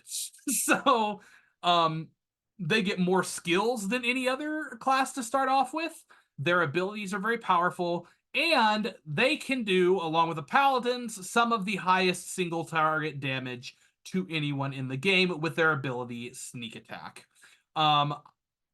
Rogues are your cunning, sneaky, backstabby, sometimes noble, sometimes ignoble characters who are out there to use trickery, and their intelligence, though not necessarily intelligence as a stat, but use their tactics to beat their enemy as opposed to their physical strength. So their sneak attack ability comes when they either have advantage on attack or have an enemy that is already engaged with another one of your characters, and then you just get a crap load of bonus damage. So very, very fun for that. If you want that sneaky, creepy archetype, you go. My favorite example from pop culture, the Assassin's Creed games. Every one of them, except for maybe like Valhalla. Right. Valhalla might be a barbarian. But for the rest of them, you are absolutely a rogue. Yeah. You are sneaky. And any kind of like assassin, spy type characters that are using a lot of sneaking. Definitely going to be rogues. The one thing I will point out to folks with rogue, too, is that the thing to be aware of is you're typically going to have 1 attack per turn, maybe 2 if you get a bonus action with an offhand weapon. And so you have a lot of single target damage, but if you miss that attack that turn, it's, you know, like you'll especially as you get into higher levels, which is not so much of a beginner character thing, you'll see like some of your martial characters taking like 5 or 6 attacks, not 5 or 6, 3 or 4 attacks. You'll see people, you know, figuring out this spell or that spell. They have this ability, that ability. Rogues, it's like I attack. If I hit them, I'm going to do like 76 worth of damage, which is a lot. But if I miss, then I'm gonna sit and wait through everyone else's turn until it gets back around to me when I can do my turn again. Not telling you, not a reason you shouldn't play rogue, but just something to be aware of is that it kind of all comes down to that 1d20 roll. And so if you think that that would be a bad time for you to, like, if you miss and then you feel like you got to sit around, that's just something to keep in the back of your head. Yeah, this is also a time where you as a player have to reflect your choices as a character. You have to play him like a rogue.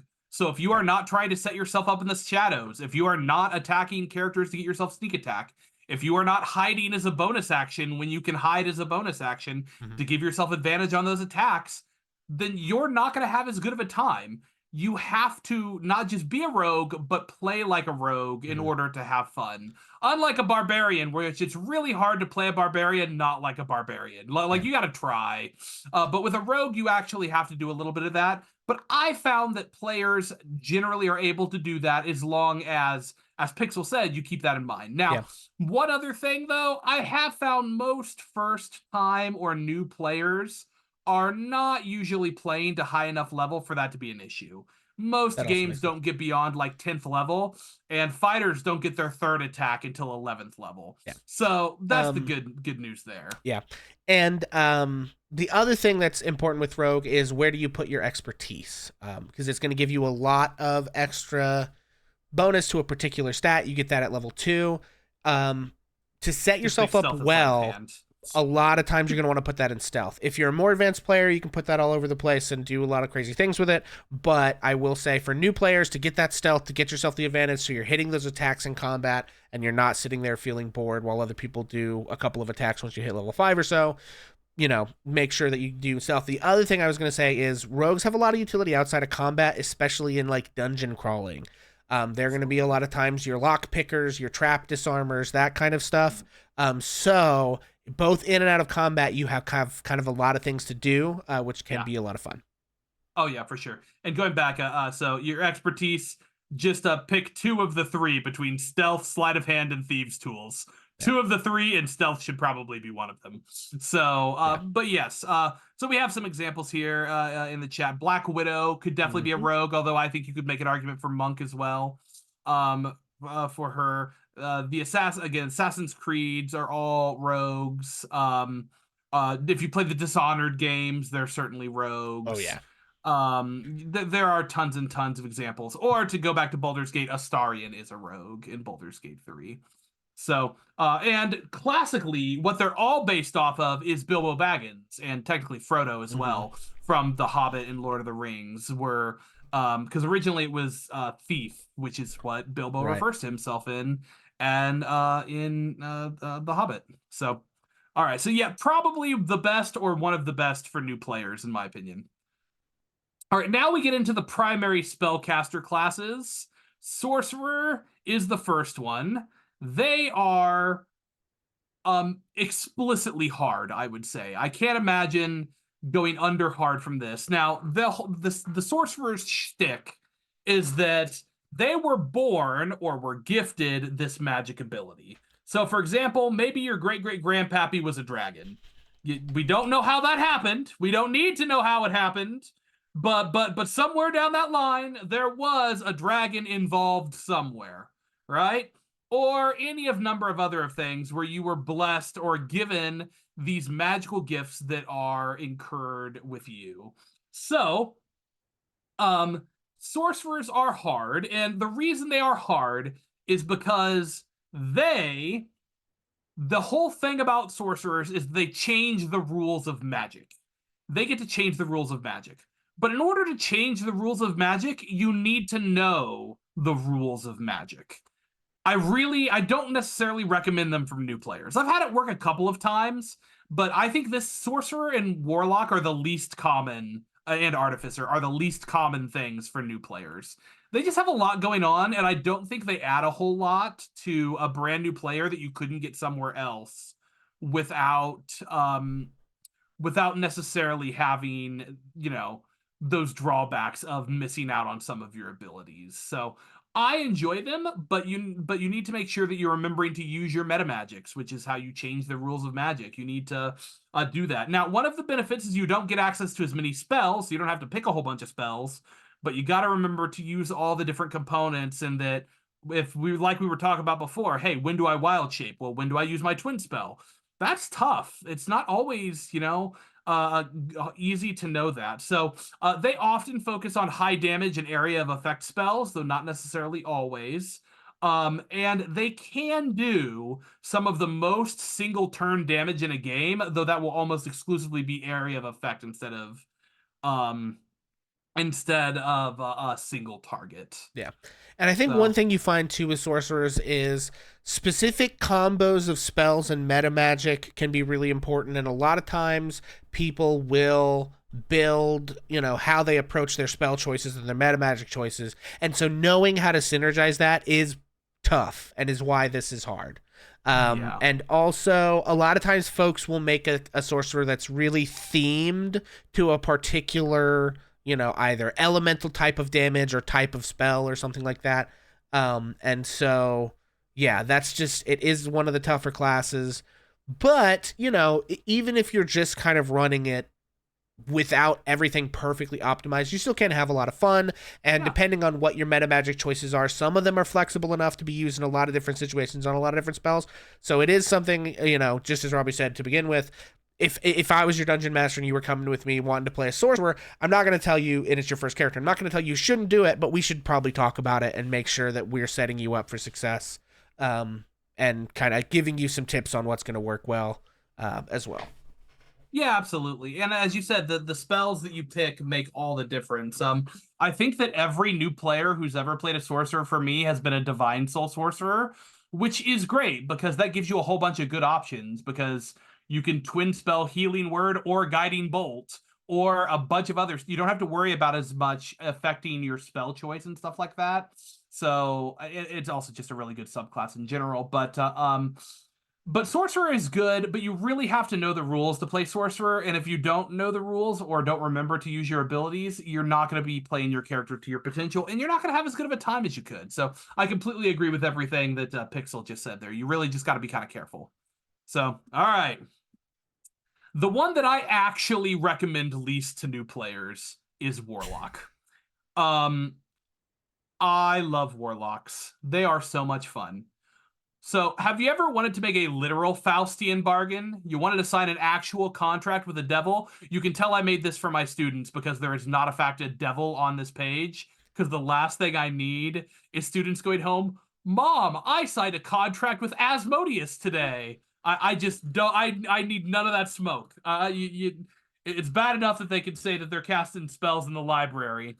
I don't need none of that smoke. But anyway... But if you wanted to make a deal with Cthulhu, or if you wanted to make it with a devil, or, as our wonderful BonusMom seems to have, make a deal with a celestial, an upper planar character. If only could, I'd make a deal with God. God. Sorry. So, unlike, had something in my throat there. I love it. But yes, so as we you might recognize, there is a thematic similarity between a cleric and a warlock, where both of them have a relationship with a much more powerful character. The big difference is the cleric is usually doing that on much better terms. The cleric is doing that usually out of a service role. Like, hey, I fight for them because we have similar ideals. A warlock is an explicitly transactional relationship. Like, listen, I would consider any job to be a warlock situation. You signed a contract. I am giving up skills so that you give me a benefit. We are on the same thing. To answer the question in the chat, McReese, are we sure Bonnie made a deal with someone good? Moving on. But you make a deal with some kind of powerful creature to give them all kinds of abilities here. The options are cool. It could be everything from a genie to Cthulhu to a devil to celestials to there's just a whole bunch of options in terms of this. And the reason that I don't recommend them for new players is their mechanics just are different.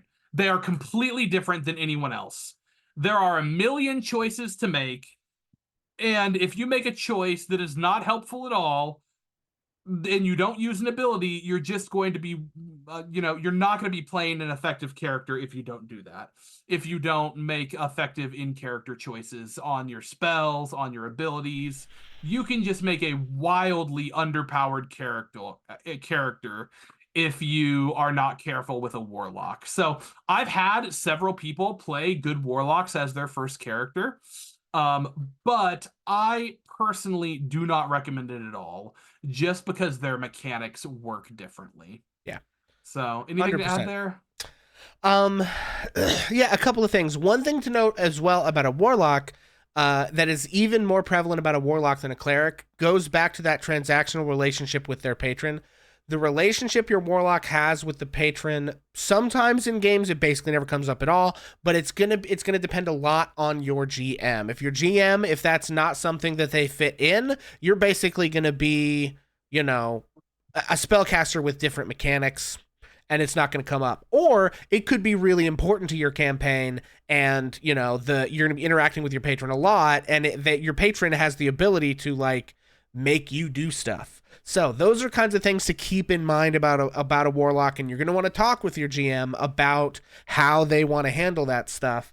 I've certainly had campaigns with warlocks where, just the nature of the choice that they made and the nature of the campaign and, whatever, we didn't have time to do certain things, and it wasn't, it's like it didn't come up a ton. And then I've definitely had times where I've played games where it came up a lot. So that's just something that can vary character to character, campaign to campaign.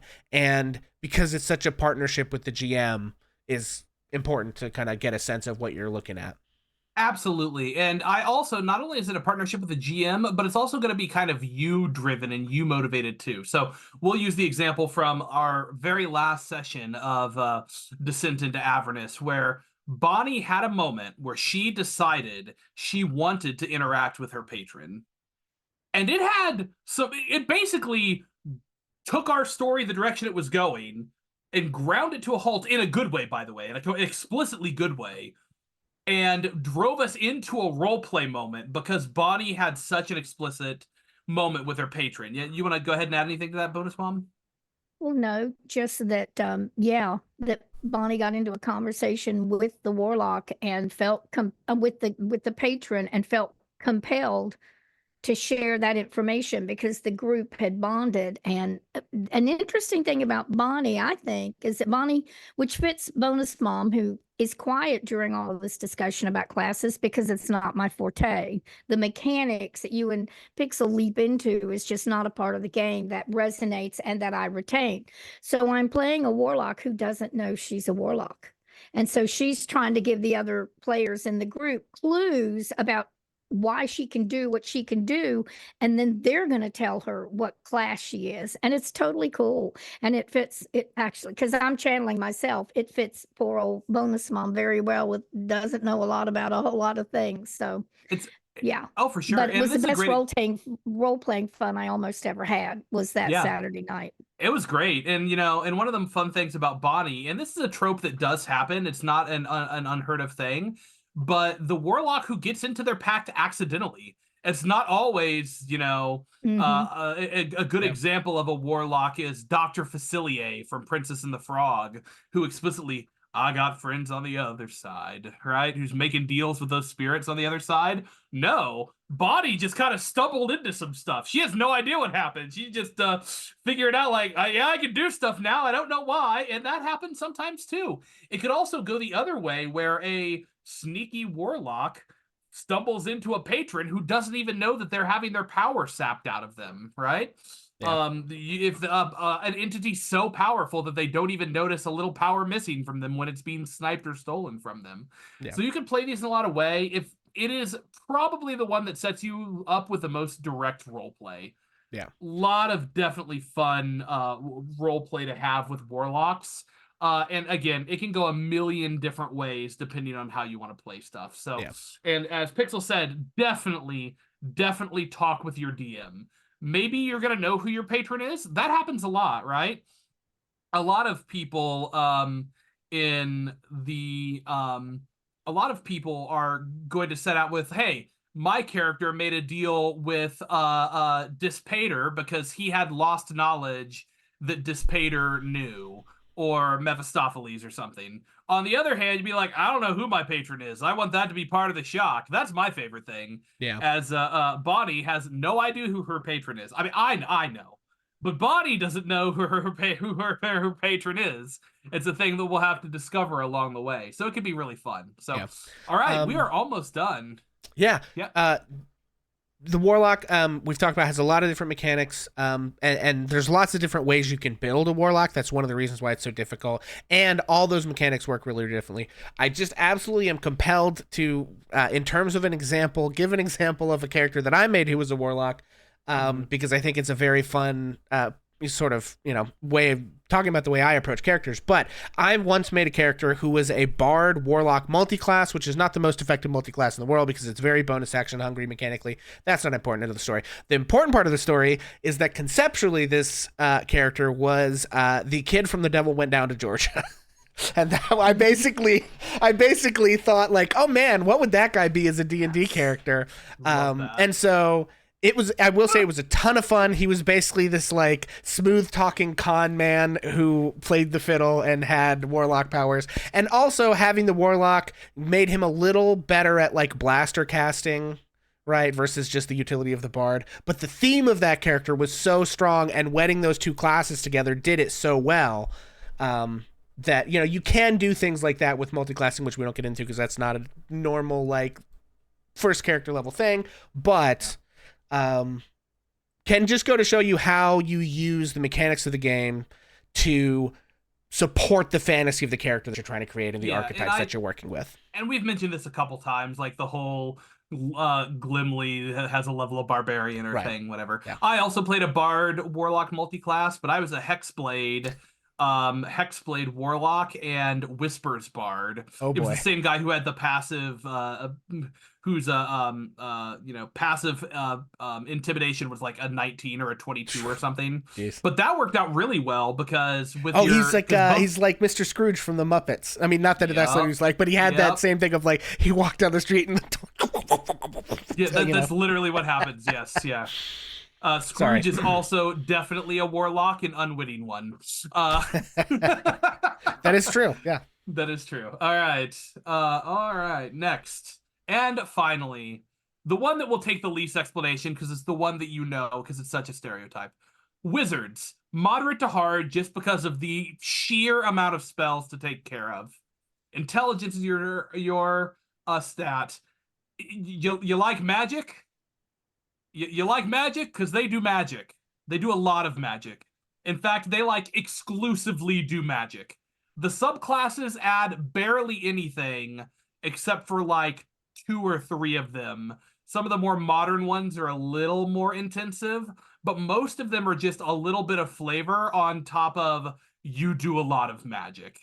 So, in terms of, again, if you want examples, technically, Harry Potter is a sorcerer because they're born with their magic. But they're sorcerer wizard multiclasses.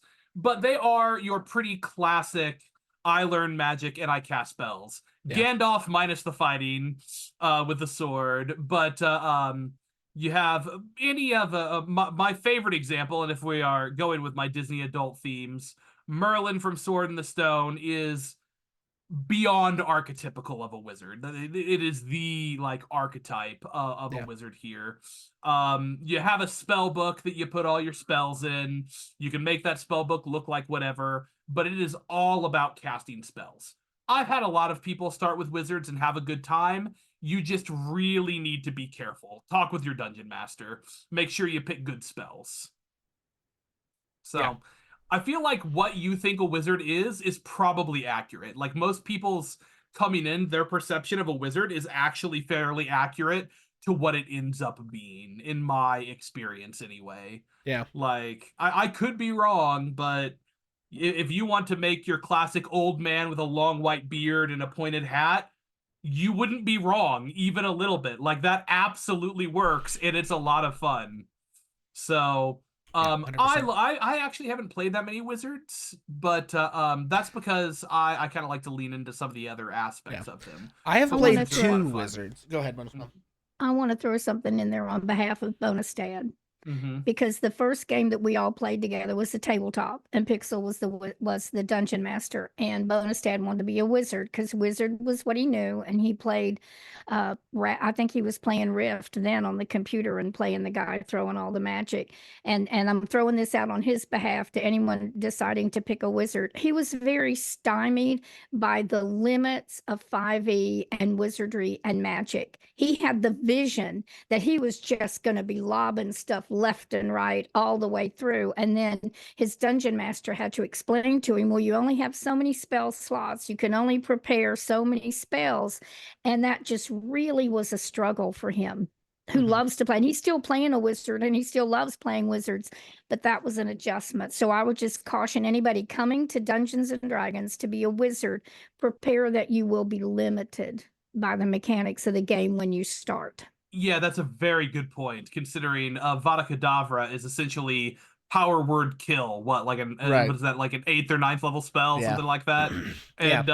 And you see them casting like 8 or 9 of them in a row. Yeah. Not a thing you're going to be doing in Dungeons and Dragons. Right. And that's another thing. I think that's a good point about D&D in general. I've talked about like archetypes, right? One thing I would caution folks against trying to do, though, is to try to like make a character who is literally from a non-D&D media situation and expect to exactly play everything about that character the same way that you would in D&D, right? If you wanted to make a character who, for instance, was like Wolverine from the X-Men, there are choices you could make that move a character in that direction, right? He's a monk. Yeah, monk, barbarian in there a little bit, right? There's some different things you could do that would do that. But he's not going to do everything that Wolverine the X-Man does. Or if you wanted to make a character who was Cyclops from the X-Men, you could come up with maybe a sorcerer who focuses on, or there's ways you could do that, right? Yeah. But it wouldn't be like, if you want to play exactly everything about a character who is not made by the rules of D&D, you've got to understand that that's not going to work real well. So what I would typically recommend that you do is ask yourself, well, what do I like about this character? Is it something about their personality or their backstory or their character development? Is my favorite story about Wolverine is one where he starts off as this gruff, guy, but then he like finds something that he cares about and wants to defend, and he's still kind of a gruff guy at the end, but there's this softer side of him. It's like, that's a story we can absolutely tell in D&D that's not dependent on the self-regeneration infinite life mechanic that Wolverine and the X-Men has, right? So those are the kinds of things I would just caution you, and that goes to what Mom was saying about the wizard from Rift. If you're coming from an MMO or you're coming from some other thing and you expect the stuff in D&D to work exactly like that, it's not going to. But you can always figure out, what is the real selling point to me of this character? Is it something to do with the hard mechanics? That's going to be tougher to do. But if it's just something about their backstory or their character development, how their character moves through the story, the archetype that they play. Somebody in chat mentioned Gandalf.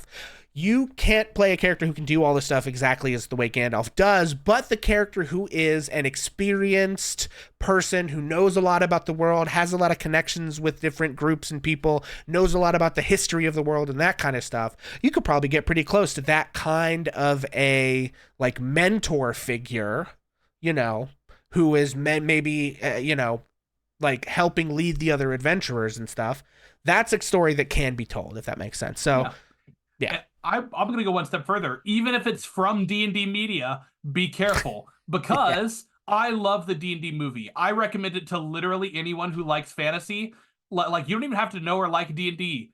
There are several scenes in that where they explicitly break the rules. Okay, my favorite example is the chase scene where Doric runs away from the city guard.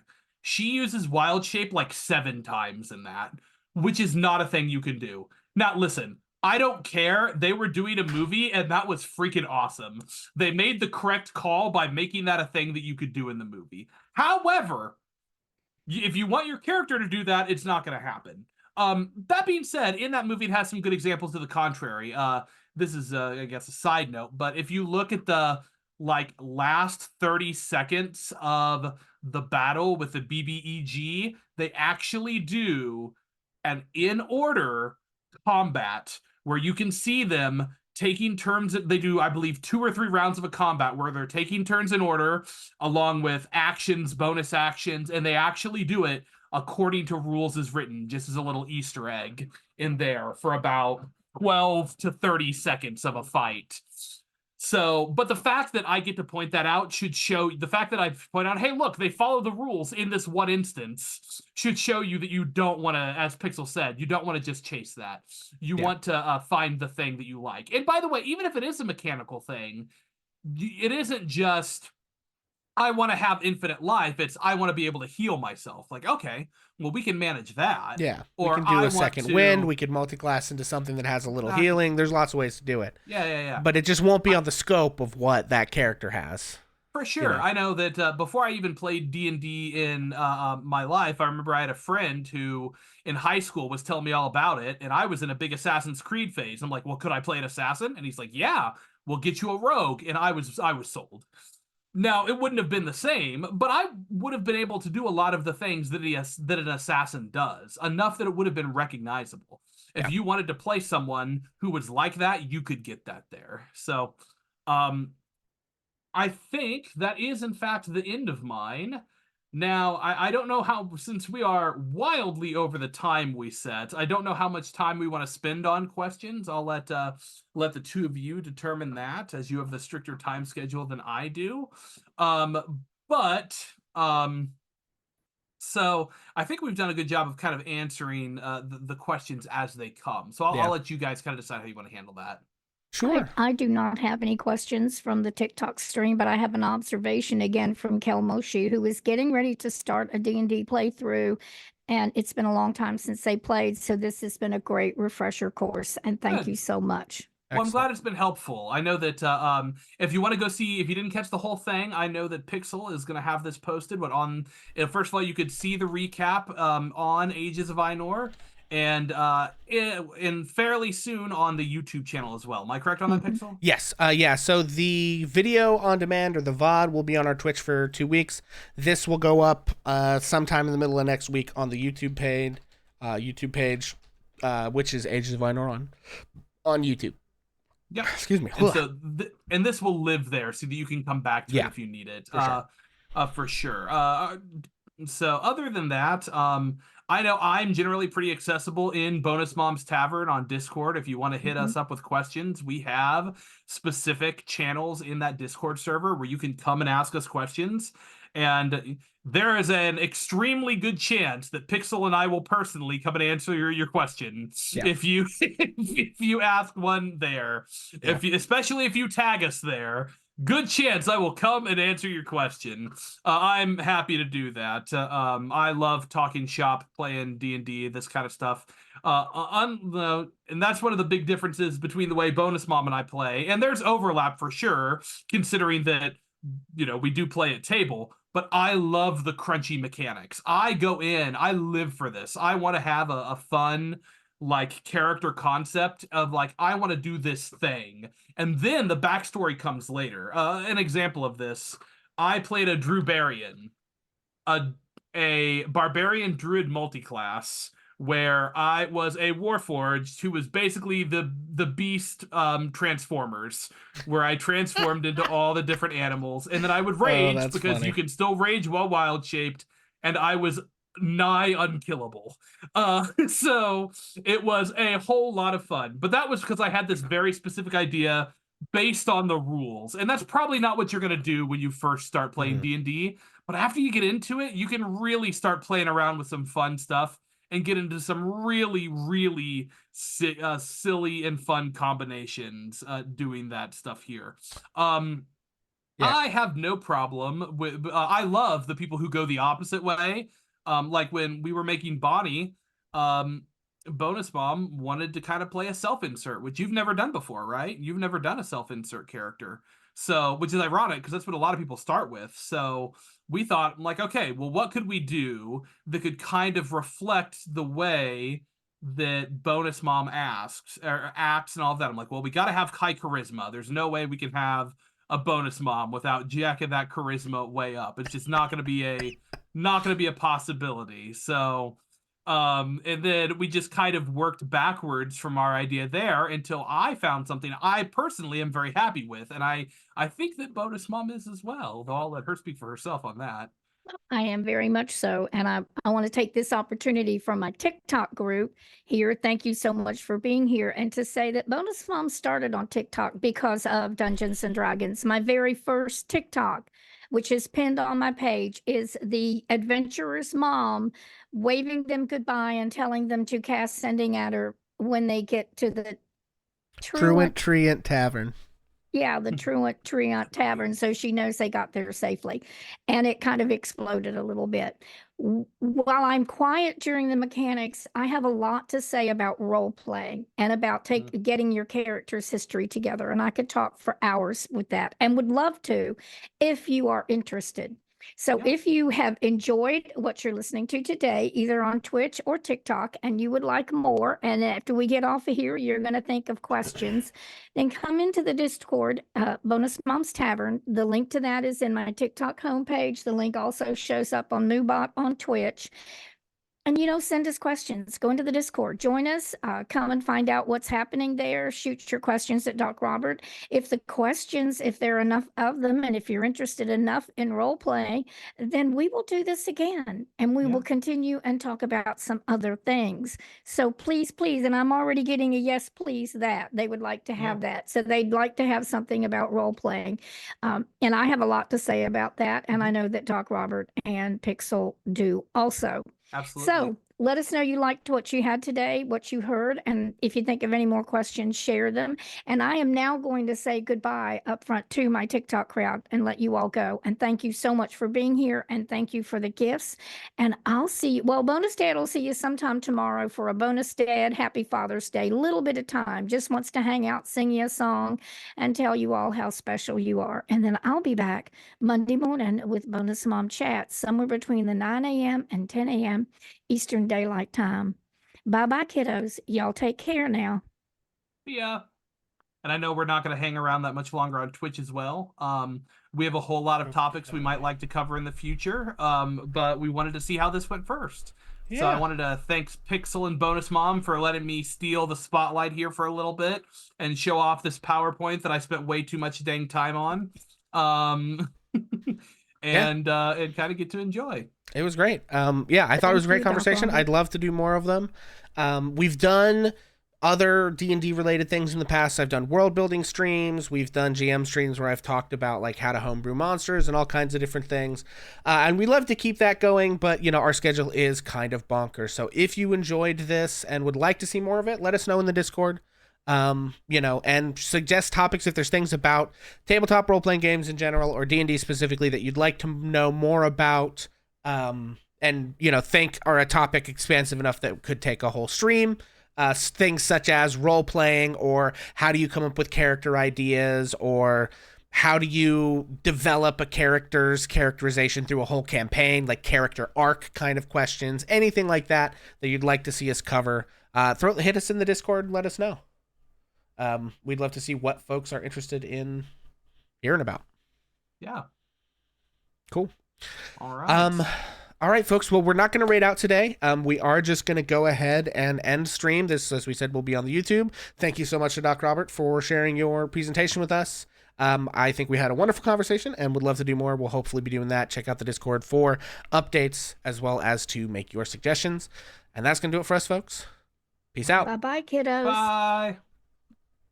Let me tell a tale of a world where heroes walk among us, fighting through the darkness left by monsters and by selfish men. A tale of glory rents asunder, sacrifice and battles lost. Our heroes know not what awaits them, and still they carry on. Let me sing a song of a family forged by trials and woe. On their own they falter, but together they will write their own tale of glory, rent asunder, sacrifice and battles lost. Our heroes know not what awaits them, and still they carry on.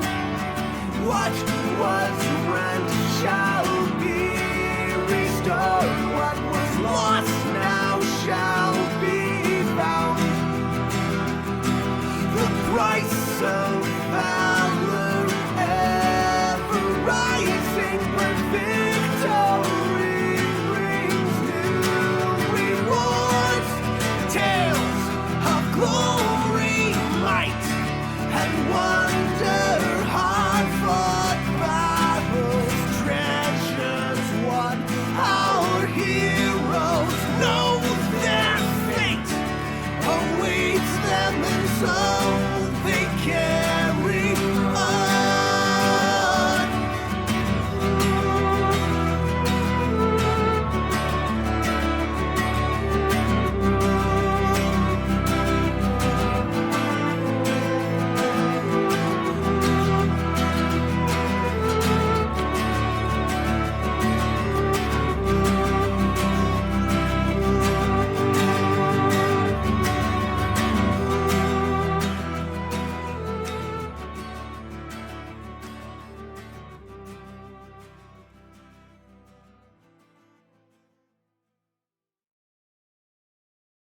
Let